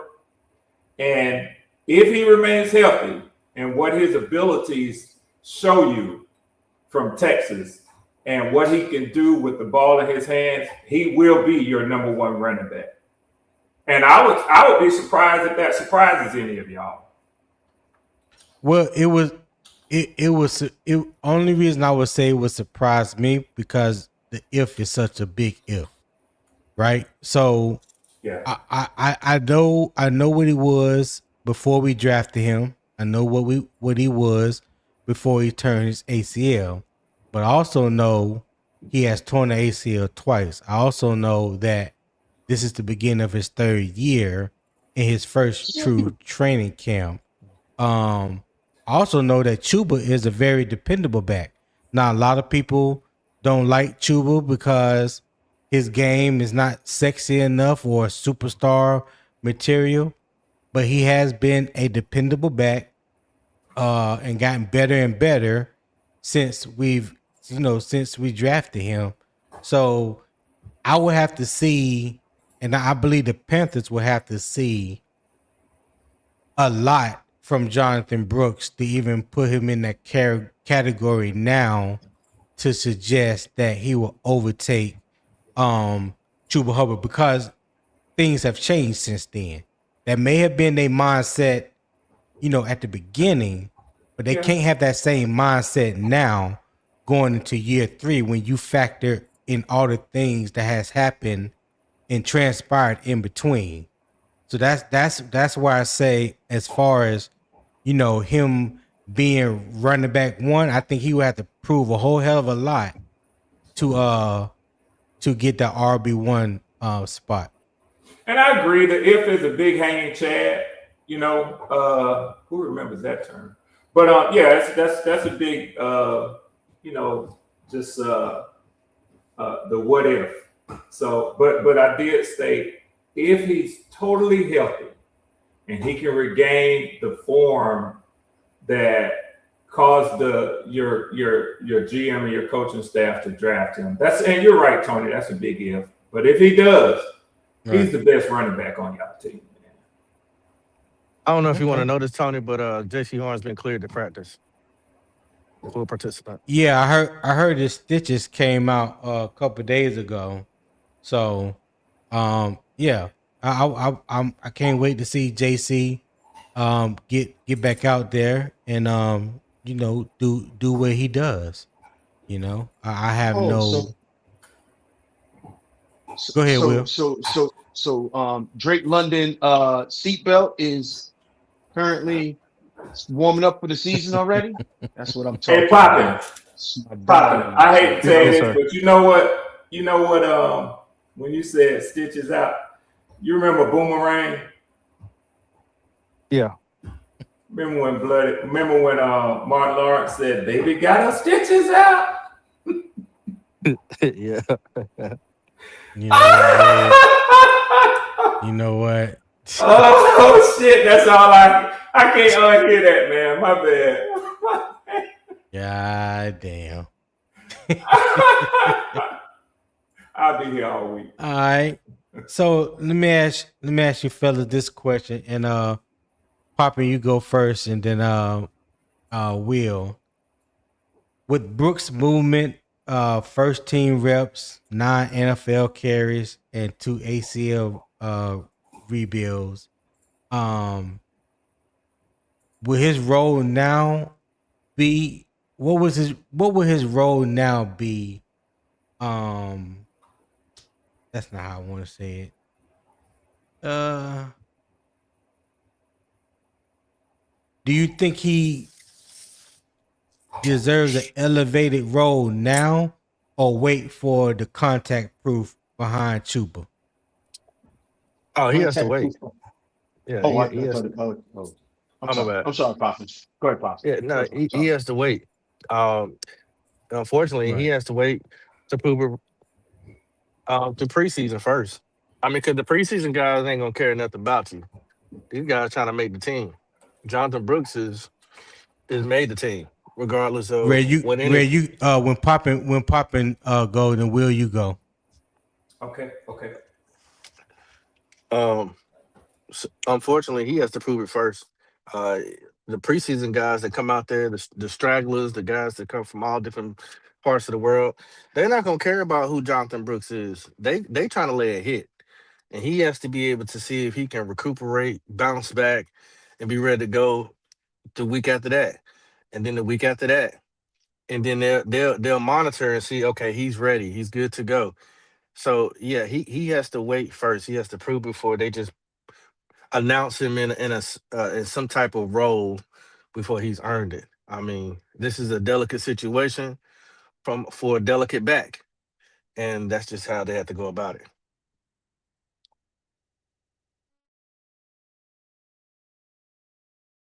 You good, Copy? Yes, sir. Okay. As for me, I don't think we see Jonathon Brooks in the preseason. I don't think we see him in the preseason, believe it or not. I think the only time you're gonna see Jonathon Brooks is in joint practices, where they got a controlled environment for that running to get him the reps that they think he needs. I don't think that they're going to risk him going out there against our offensive line that might miss a damn block or a third round bubble offensive guard out there playing against somebody that might beat him on a snap and blow up Jonathon Brooks. I don't think they're willing to risk that. Unfortunately, I think we won't be able to see Jonathon Brooks get his reps over the first quarter of the season, where we start talking about the integration that you were talking about. Right. And I know that's going to be, I know there's going to be so many Panther fans that's going to be like, oh, they ain't gonna put Jonathon Brooks in the game preseason. They're not going to risk their injury to that player in that uncontrolled environment. So you think you think the Hall of Fame game will be too early for him to see his first action? I think so. I mean, I would be shocked because you think about it.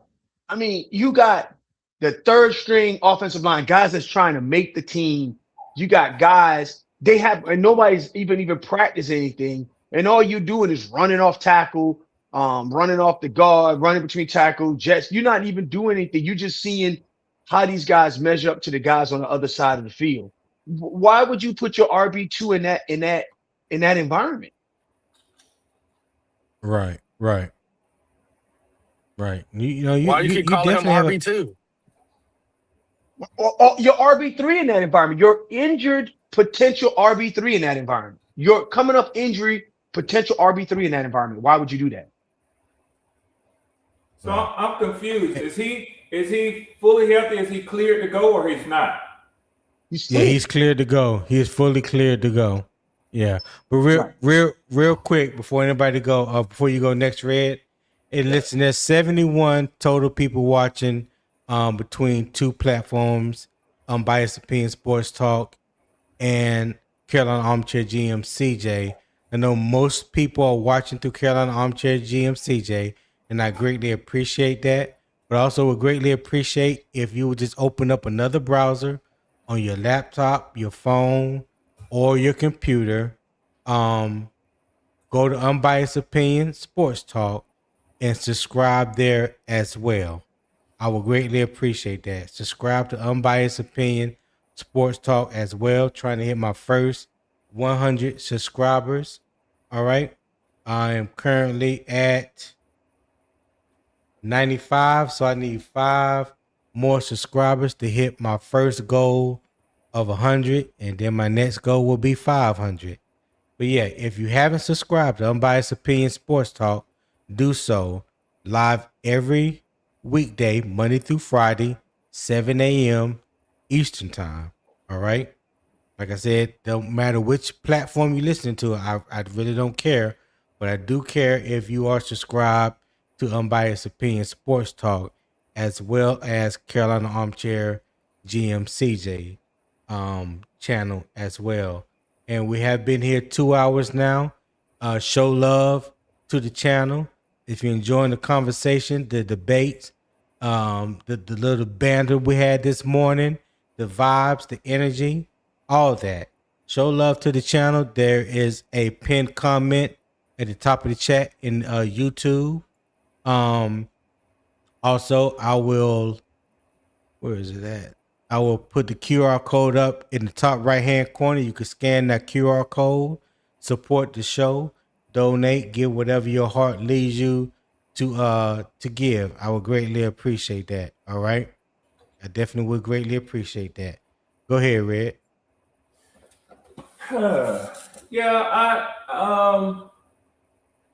I don't know when y'all were popping the wheel were giving their comments. Another movie reference that came to my mind was Friday Night Lights when they were all sitting around the table, and that white lady said, "That big nigga ain't gonna break. Give him the ball." So that's what running backs do. Running backs take punishment, and I agree with what Will said. I mean, with what you're hanging on his shoulders as far as the future and not wanting to have to go within the next year or two and draft another running back high. You do want to be careful with him. But that's why I asked the question. Is he, I mean, y'all know your team. Is he fully healthy? If he's fully healthy, I don't see what the holdup is. I don't see what the hesitation and the holdup is. I can see you not putting Chuba out there. Teams have different approaches to preseason. Almost, we watch the Hall of Fame game every year. Almost no team plays. The starters don't even dress out. They're going to be on the sideline in warm-ups. So, I mean, it is what it is, but 2, 3, 4 string, y'all got to put on a game. It's going to be televised. So, now you putting your ETN and the other running back who's coming off an injury, Quadzilla, y'all putting them at risk of getting injured. So I guess it's a choice that you got to make. But if he's healthy, I don't see what the holdup is. Right. Okay.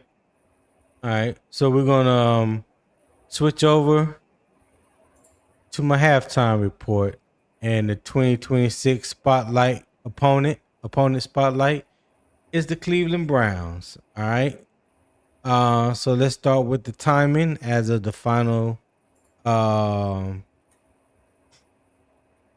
Cleveland had not produced a public full team camp practice report for us to evaluate. So this is an opponent preview, not a claim about who has won Cleveland's camp. So Todd Monken is the head coach. Mike Rutenberg is the defensive coordinator. I don't know much about Mike Rutenberg at all. Quarterback room should. Oh, he did? Okay. Yeah, he was our pass game coordinator. Oh, okay.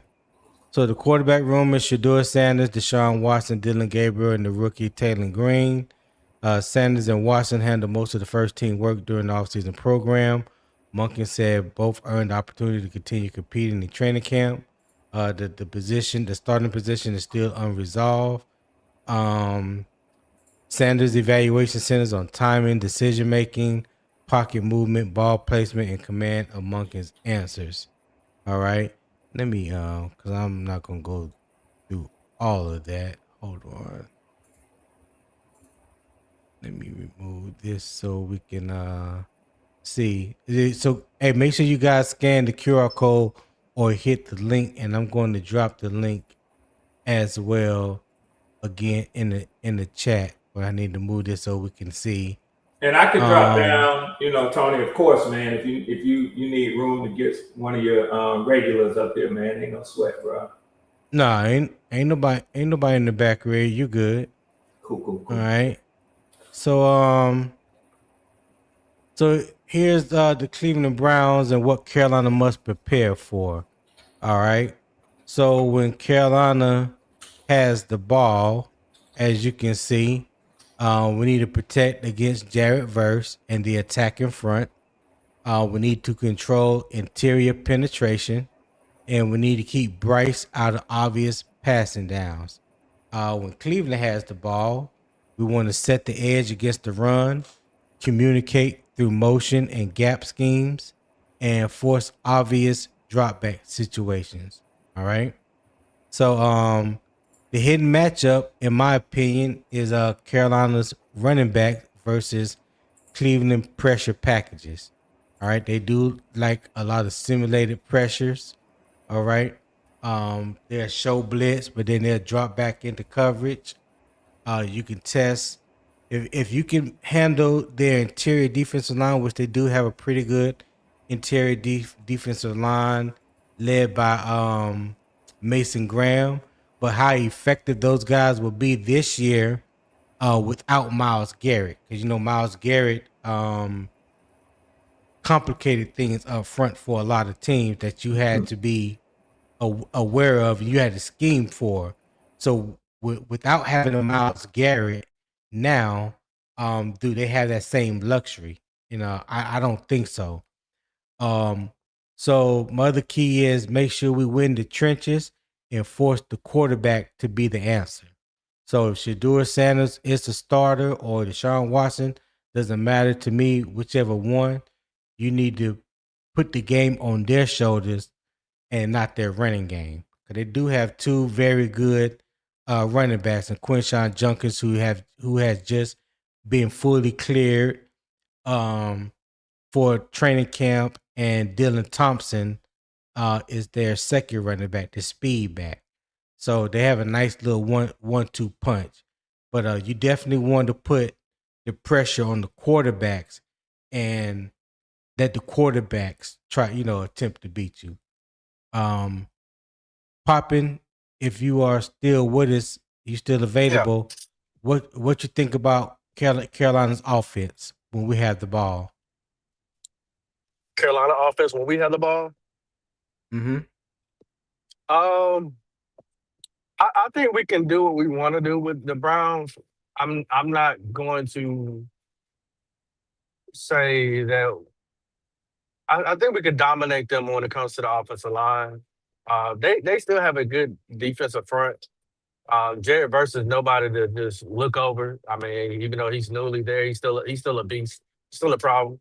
Right. No Myles Garrett. I'm not saying that he's not on that level, but he's still a problem. Right. But we played against him before. We shut him down when he was with the Rams, so he doesn't strike too much fear.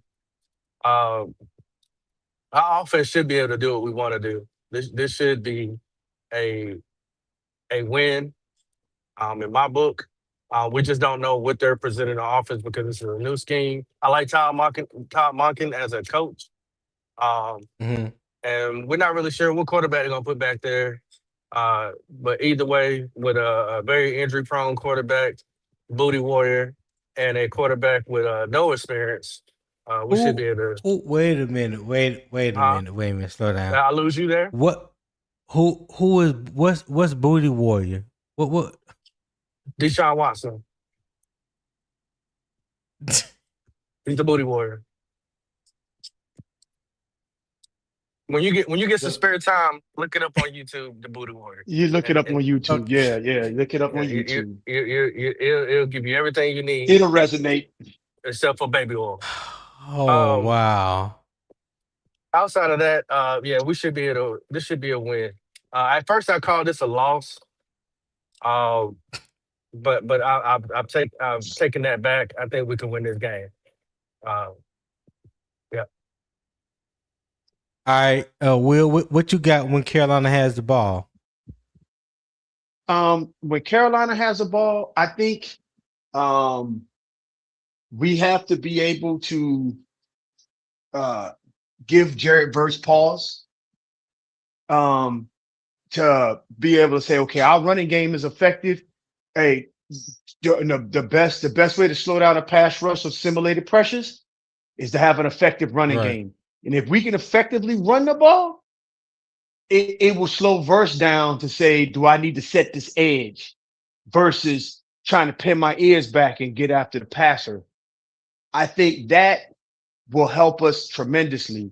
That goes to Chuba Hubbard being effective and being able to get, 40 to 50 yards in the first half. If that happens, we good.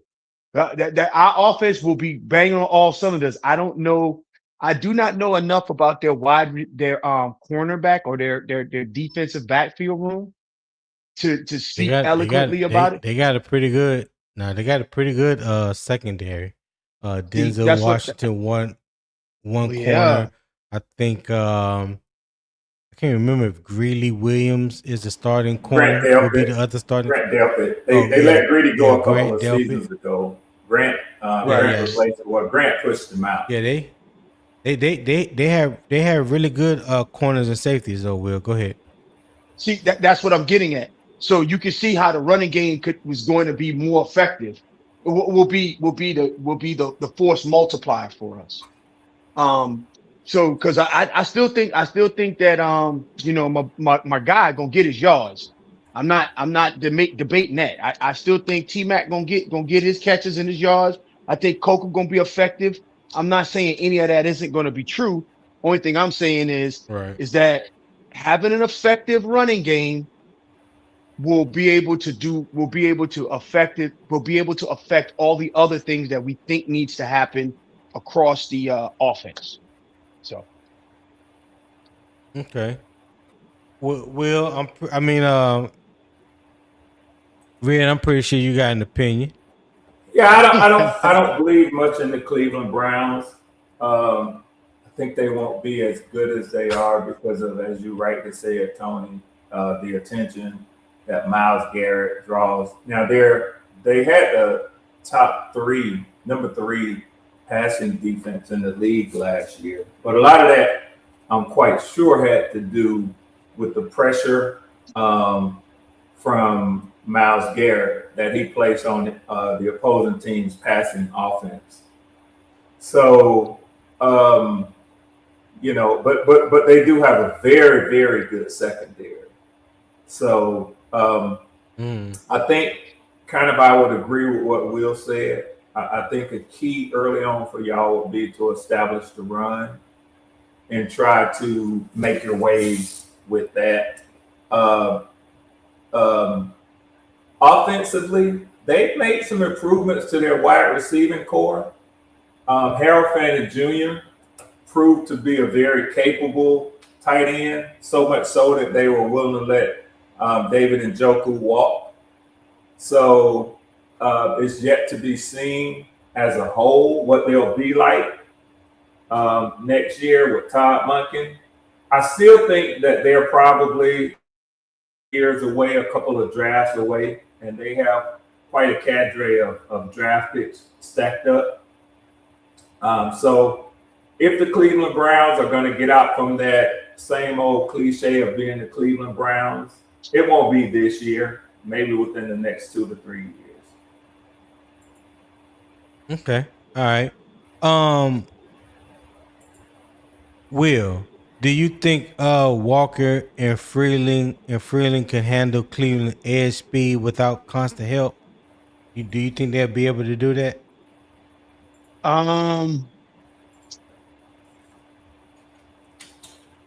Walker, yes. Freeland, I don't know. He's a rookie, right? So he may need some support on certain packages out there. He may need some support. So I say yes, with the caveat. There may be certain packages that he needs help on. So unfortunately, that's where I'm at with that. I think that we're gonna be running it up the middle because I think that Graham is gonna get a healthy dose of Big 50 and Mr. Pancake. And I don't know. I don't think that they're going to be able to slow us down through the spine of their defense. If our guard play is as effective as it should be, I think that's where we run the ball. I think that's effectively where we run the ball, which will slow down that Jared Verse and that edge rushing support that they got out there. Okay. All right, Poppin', what you got? Hell, Will took all my answers. I agree with Will. Good take, Will. Well, shit, thank you, Pop. Okay. Make me feel better, man. You're welcome, bro. Will, Red, what your ass? What you got? On that one, I don't know. I kind of agree with Will. Anytime I think the emphasis is placed on your running attack for a couple of reasons. Because you are stronger up the middle with your two guards. Think you have question marks at 3 points on your offensive line, the edges and the center. 60% of the offensive line is new. But if there is going to be a strength to your offense, it's going to be the interior guard play behind either of those two guards that y'all have. So I can't disagree with him. Okay. All right. So what about when Cleveland has the ball? What you think, Red? You go first. I think they too. Starting Deshaun Watson, if you believe reports, the owner is anxious and we know that the owner runs the Browns. Monty Ossoff, how do you pronounce his name? Ossoff. The general manager. Yeah, his GM is a puppet. He's the hand of the king. So Barry, I'm sorry. Barry is the Barry is the GM. Ossoff used to be in Minnesota. There you go. One of them two niggas. But anyway, he's the hand of the king. So disrespectful. So he gonna do what the owner wants. And if you believe early reports, the owner is kind of upset that he, spent all that money for Deshaun Watson and ain't got a damn thing out of it. So he's sort of itching to run Deshaun Watson out there, which is crazy because are you going to extend him any further, even if he gets you into the playoffs, with the laughing stock and show that was, the clown show that was? You would think that he just wants to wash his hands and get rid of Deshaun Watson as quickly as possible. Why would you even give him an opportunity to show that he's better than Shedeur Sanders or anybody else that you would run out there? But hey, that's Cleveland. So that being said, I think that they, with Quinshon Judkins, who is a good little running back, I think they'll probably try to focus more on their run game. But like I said, KC Concepcion, Jerry Jeudy, and the tight end Harold Fannin Jr., they got some nice pieces, some nice pieces to catch the ball. Just not so sure about who they'll have throwing the ball to them. So yeah, I think when they have the ball, they'll probably try to establish the run, and that's traditionally what Todd Monken does, coming from UGA with the Ravens, and so I think they'll try to establish the run. Poppin, what you think about Cleveland when they got the ball? I'm not sure if they got a lot of new additions. That's going to be their main problem, not having the continuity because these guys are young. They also, I think they got rid of majority of their offensive linemen, so that's something brand new that they did in the offseason. They revamped the offensive line. Yeah, we don't know what they're going to look like. I mean, you bring in a whole new crew. They got to figure out how to work with each other. If that's the case, then we could run over them. I love their running back room. I actually wanted Junkins, but yeah. What you call? What's his first name? Junkins, Quinshon Junkins. Yeah. Oh, I thought you said something else. No, that was me. I said sound kind of like y'all. Oh, okay. Will, what you got? I think our defense is stout. I don't think our defense will have a problem with them. The only thing I would say You cut out, Will. You know what I mean? Thank God. No, you had to start over because you had cut out. We didn't hear nothing you said. Oh, okay. I don't think that we're gonna have a problem with their offense. You know, if they're with their running game, we got Big Grizzly. I don't think that's a problem. I also think that you know, our cornerback play and with hopefully we're effectively able to get pass rush going like we think we should. I think we're fine defense versus their offense. You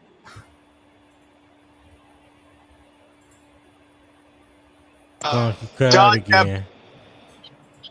Dang, can you hear me now? Yeah, I hear you now. Yeah. Okay, and only thing I was gonna say is thank God we dodged a bullet with goddamn Mr. Hand Rubs, because that would have been disastrous for our franchise. Thank God we did not pay that guy what he was looking to be paid, and Cleveland paid that money and he went up to Cleveland. Yeah, facts on that. So let me ask you guys a question, a debate question on this, and Will, you can go first and Poppin'. Is Cleveland a QB question or a trench first matchup for Carolina? I think it's a trench first matchup because I think they're gonna run that ball. They are going to run that ball against us. We're gonna have to prove to stop the run and get for them to go away. A trench first matchup, period. Okay. All right. Red, what you got?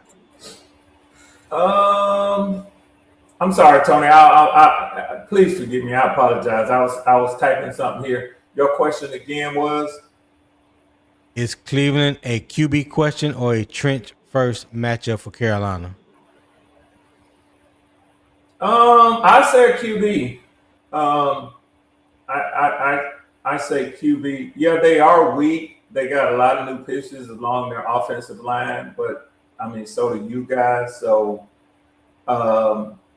their defensive line is not as good as your defensive line. That's a fact. But that's not the reason that I say QB. I say QB because when you have questions at the QB, then that supersedes everything else. So I'd have to say QB. Okay. Hey, Tony. Hey, Tony. I'm getting ready to roll the gate, man. I got to drop off. Okay. No problem. I'm probably going to. All right, Will. Yeah, I'm gonna go. All right, go take care, fellas. Be safe out there, Will. I appreciate it, Will. All right, old Red Farm, just me and you. Looks like. Yes, sir. Ain't that to it but to do it. Yeah. So for the day, for my second half discussion, wanted to talk about the 5 team-wide tests when the pads come on today. All right. So 1.5, again, I kind of mentioned this a couple of times this week already. The offensive line integrity. Okay. 2, you have Brooks contact adaptation. 3, you had the edge rotation physicality. 4, you had the run fit communication. And 5, I don't know if you can see that fully. Let me take this down. 5, you have the receiver separation through contact. All right. So, with the offensive line integrity, it's definitely bigger than one lineman winning one-on-one. The offensive line integrity means 5 players creating a stable picture together. Right now, we are working through major changes. We have Rasheed Walker at left, Monroe Freeland at right tackle, Luke Fortner at center, building that relationship with Bryce Young. So the pads are definitely going to expose details that shorts and shirts can hide. All right, it's a different game when you put those pads on. Two, when you talk about Jonathon Brooks, contact adaptation.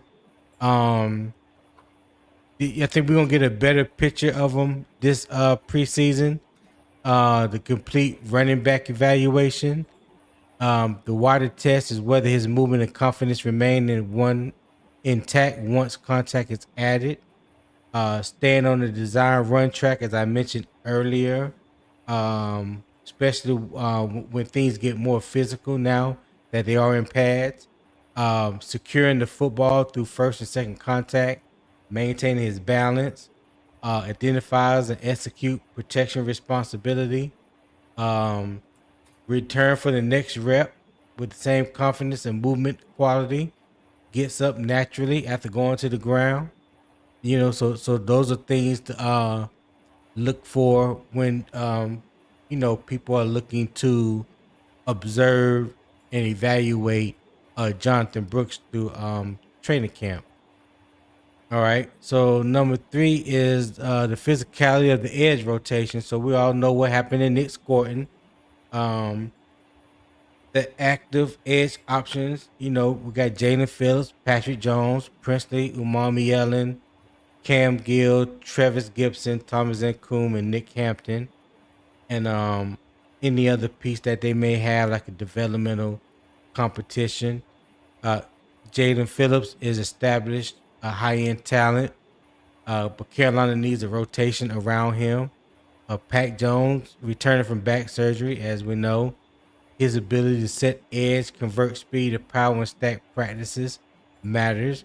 So even though he's fully healthy and ready to go, he's got to get back into the flow, playing football again. He's been off almost a year. All right. So number 4, when you talk about the run fit communication,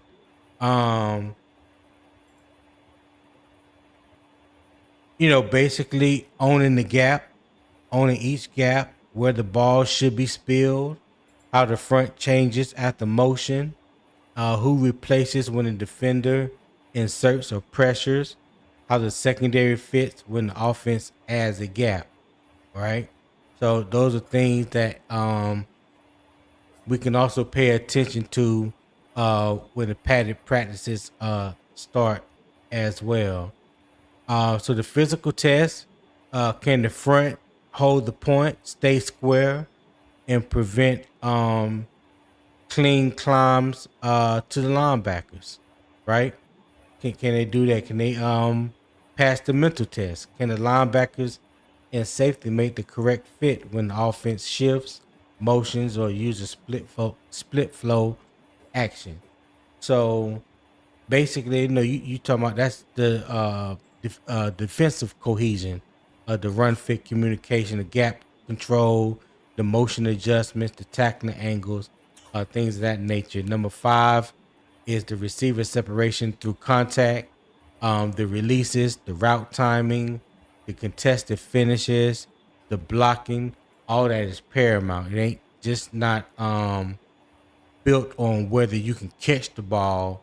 You have to be willing and able to do everything to be a complete wide receiver and to hold on to whatever valuable time that you're going to get, especially if you are still fighting for a spot, whether it be wide receiver 3, 4, or 5, Mm-hmm. Huh. So Red, what you think about the 5 tests when the pads go on? Tony, one of the things that I know that you and I agree upon is trench play is paramount. So I think when you have as much newness, 60% of your offensive line is totally new this year. Not just that they didn't play together, they're new to your team this year. Is right. That you have to establish some sort of continuity along that offensive line. So right. I'm gonna go with that one as what you're going to look to see once the pads come on. You're gonna want to see how those big dancing bears, how they dance together. Yes, sir. Are you gonna have one guy leaning too much one way based on just what he is known and saying, "Hey, this is what I'm going to do"? Now, none of them are new as offensive linemen, so they've been in systems before. I'm not suggesting that it's going to be chaos, but it does typically take time for them to, to get in sync with one another. Going to lean heavily on your guards who know the system there that y'all run and can sort of reach over there and tell the tackles in the center, "Hey, I'm here. This is how we do it." Tony, let me catch this call real quick. I apologize. I ain't going nowhere. I just got to catch this call, man. No, go ahead. Handle your business. All right. AJ Brooks 9086 said 2 words, Joe Gilbert. That's the answer. Yeah, I believe that. And like Red was just saying, because I'm all about the trenches. I'm all about building inside out. I'm all about, if you can control the trenches, you have a great opportunity to win the game. All right. So offensive line, you always want to push the line of scrimmage forward. And as a defensive line, you always want to push the line of scrimmage backwards. It's plus one, minus one. That's how I look at it. Is how I was told to evaluate when it comes to the trenches. Plus one, minus one. So nothing good's happened for you as a team offensively if the trenches aren't right. You don't want your guard being at the best you can't expect your guard to be the best he can be when he always has to constantly lean over to help the tackle. That puts a strain on his position. He's giving up something at that point. You want to be able to depend on whoever is beside you to do their job. That's what you want to depend on. You want to be able to depend on whoever you're beside, that they can do their job. All right. So I firmly believe in the trenches. I preach the trenches on both sides of the ball, offense or defense. Rashad, what's going on?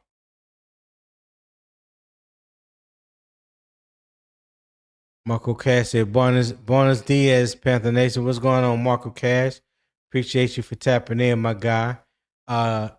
Hit that like button for me. And also, AJ Brooks, hit that like button for me as well. This is my first time seeing you in here. You're probably watching through Carolina Armchair GM CJ channel. If you would, do me a favor. Open up another browser on your computer, your laptop, or your phone. Go to YouTube, pull up Unbiased Opinion Sports Talk. Subscribe to my channel as well. I'm here Monday through Friday, 7 a.m. Eastern Time. Okay. So, yeah, I would greatly appreciate that. Subscribe, turn that post notification bell, select all so you'll be made aware whenever I or CJ go live. I stream to both channels Monday through Friday.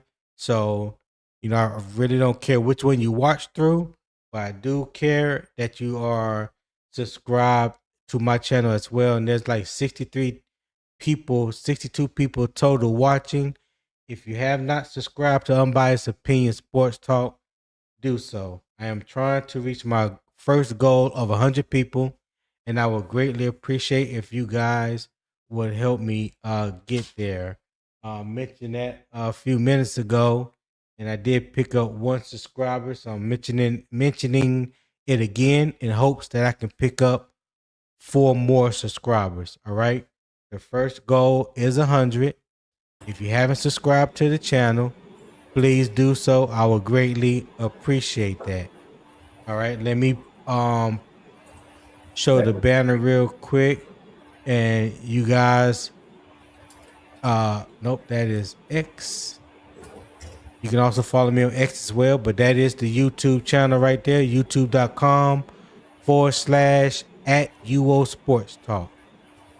All right. youtube.com/@UO Sports Talk. Just do that for me real quick, and I greatly appreciate that. And I'll leave that right there in case anybody needs it. What's up, Red? You back? I'm back with you, Greek. Yes, sir. Yeah. Who this is? Ray Shack? Yeah. He clicked. Yes, sir. Yes, sir. Okay, Ray Shack. Your phone working? You said what? You got your phone working? I mean, it's doing a little better, man. I need to get my other phone gotten fixed though, but hell yeah. I ain't seen your ass in a few days. Hell, your ass behind that. That's because your Obama phone ain't been working. But I got some I'm giving God the glory, man. I got a family member who got a pretty bad diagnosis, so you know, I had a nigga feeling a little down and in the dumps. But I mean, life is life, man. Ain't none of us here forever, so. Sorry to hear that, and definitely keep your family member in our prayers, man. Thank y'all, brothers. Thank y'all. It's all good. Yeah. We definitely is our family of faith, Tony. So, you know, but that don't mean that we ain't human. You feel me? So. Yeah. Ain't no doubt about that. Yes, but yeah, again, there's the YouTube link right there on the screen. youtube.com/@UO Sports Talk. Help me reach my goal. I greatly appreciate it. So let me pose this question to you, gentlemen, and Rashad, you can go first. When the pads go on today, which test best reveals the Panthers' 2026 ceiling? Would it be the O-line integrity, Jonathon Brooks contact, the edge physicality, the run fits, or wide receiver separation?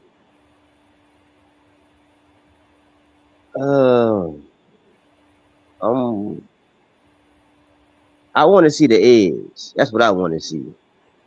I want to see the edge physicality. Yes, that's what I want to see. Because I think, like I said, we already lost Nick Scourton. And I think, you know, with the loss of him, I think Jalen Phillips and especially Princely, he's really gonna have to step up. Travis Gibson, he's gonna have to step up. I mean, that edge is really gonna have to. What about Pat Jones? Oh yeah, I forgot about Pat Jones too. But then he coming back from a back injury too. So yeah, I mean, I that edge, that's what I really, Okay. Red, what are you interested in seeing? As if we really care, but I mean, you are here on the panel. Interesting question. Interesting question.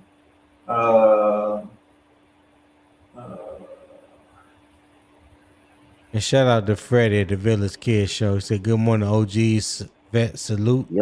Tone and Red. What's going on, Freddie?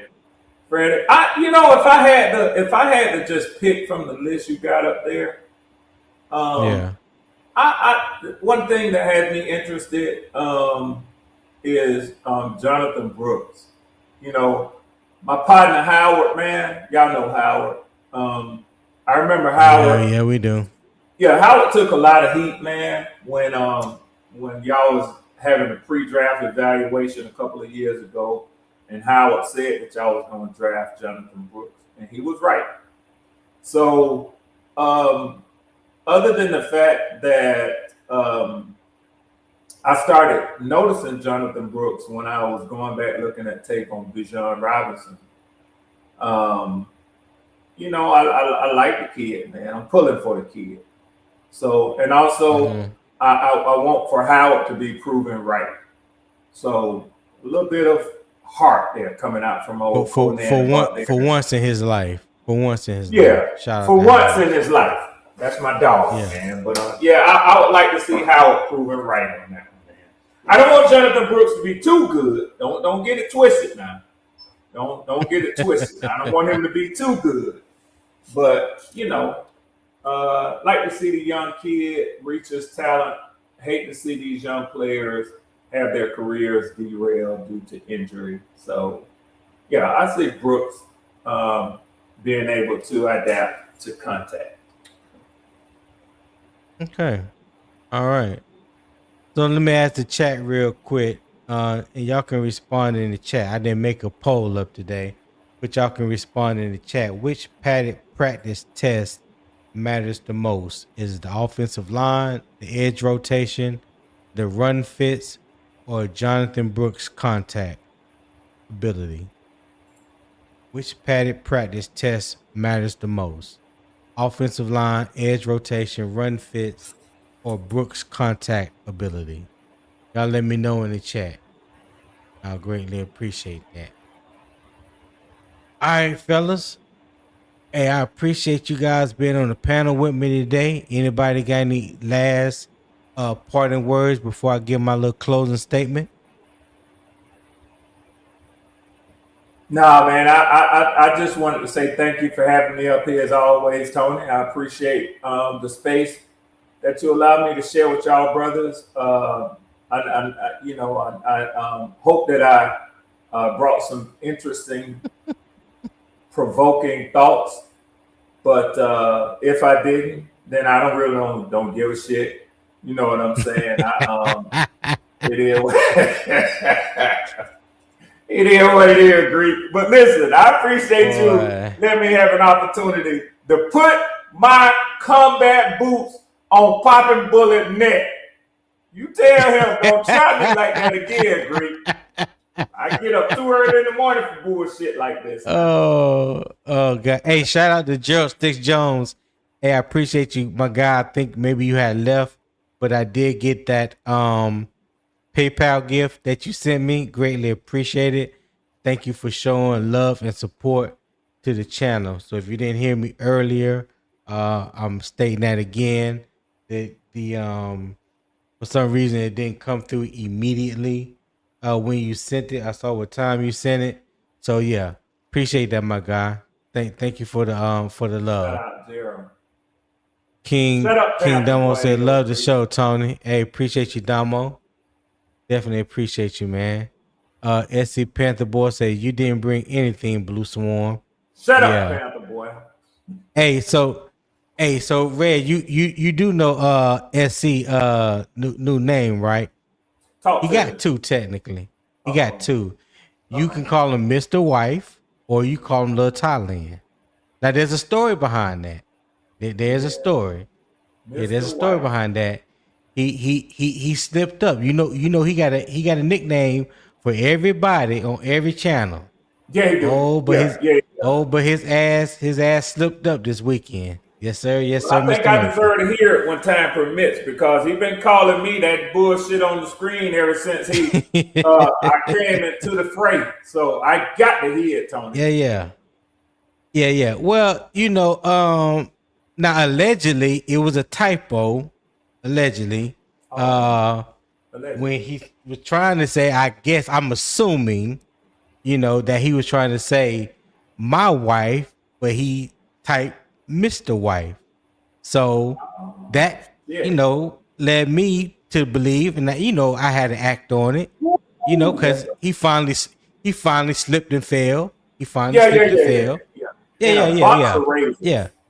Yeah, on a bunch of razors. So I had to give him this work.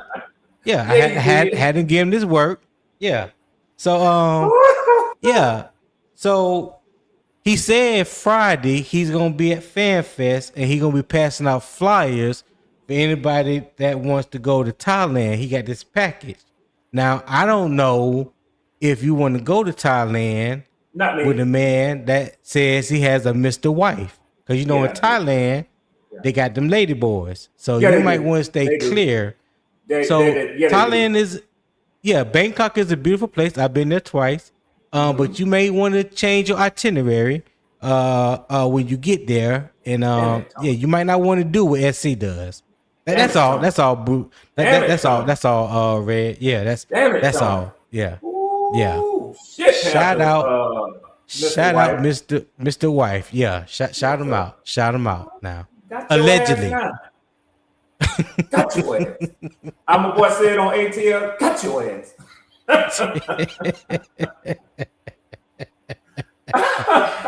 Hey, that's my guy, man. SC, what is going on? Yes, sir. Yeah, he would never, ever live that down. Not a day. Hey, Tony, last thing, I'm gonna jump on off, man, and let you wrap up the show, man, with your closing. But Ray Shack, if you can still hear me, let me tell you something, man. Everything you pay for what you get. And when you got a free Obama phone, that's what the fuck you get. All right, I'm gonna talk to y'all the next time.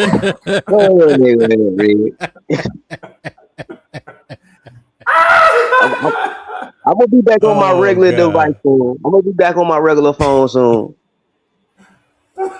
Hey, I listen. I did not know a cellular one phone can be hacked. Ray Shack. I didn't know. I didn't know that you can. Yeah. I thought they had got rid of Bell South.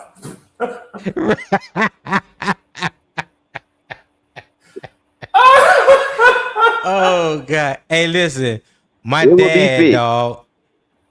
dad had a cellular one cell phone to the day he died. Bless his heart.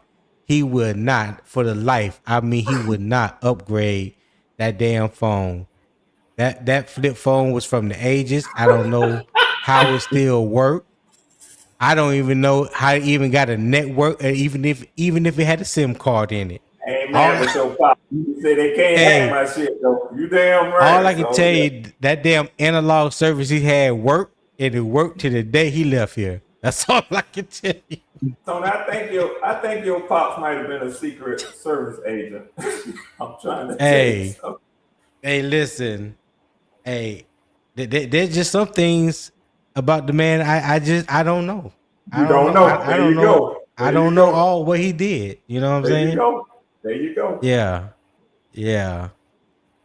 But yeah, we're gonna get on out of here. I appreciate everybody. Hey, if you have enjoyed this content today, the conversation, the debate, the banner back and forth, even the humor that we bring, show love to the channel. I would greatly appreciate that. My daily goal every day is just $25. It's $25. All right. Scan the QR code in the top right. Support the show. You can also click the pin link in the YouTube chat. I would greatly appreciate that as well. Give whatever your heart desires to give. So yeah, show love to the channel. That would mean a lot.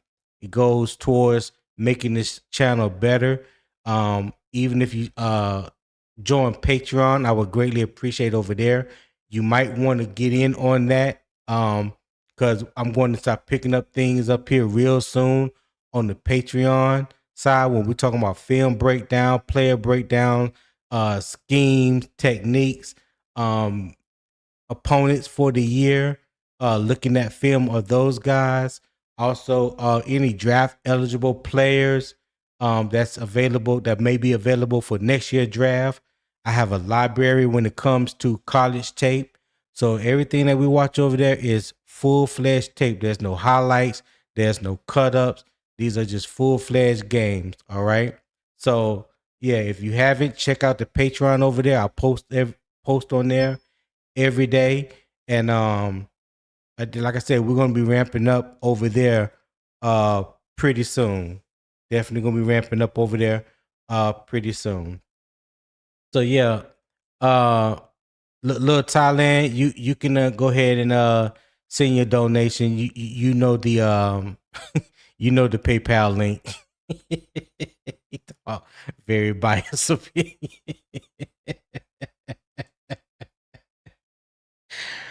Oh man.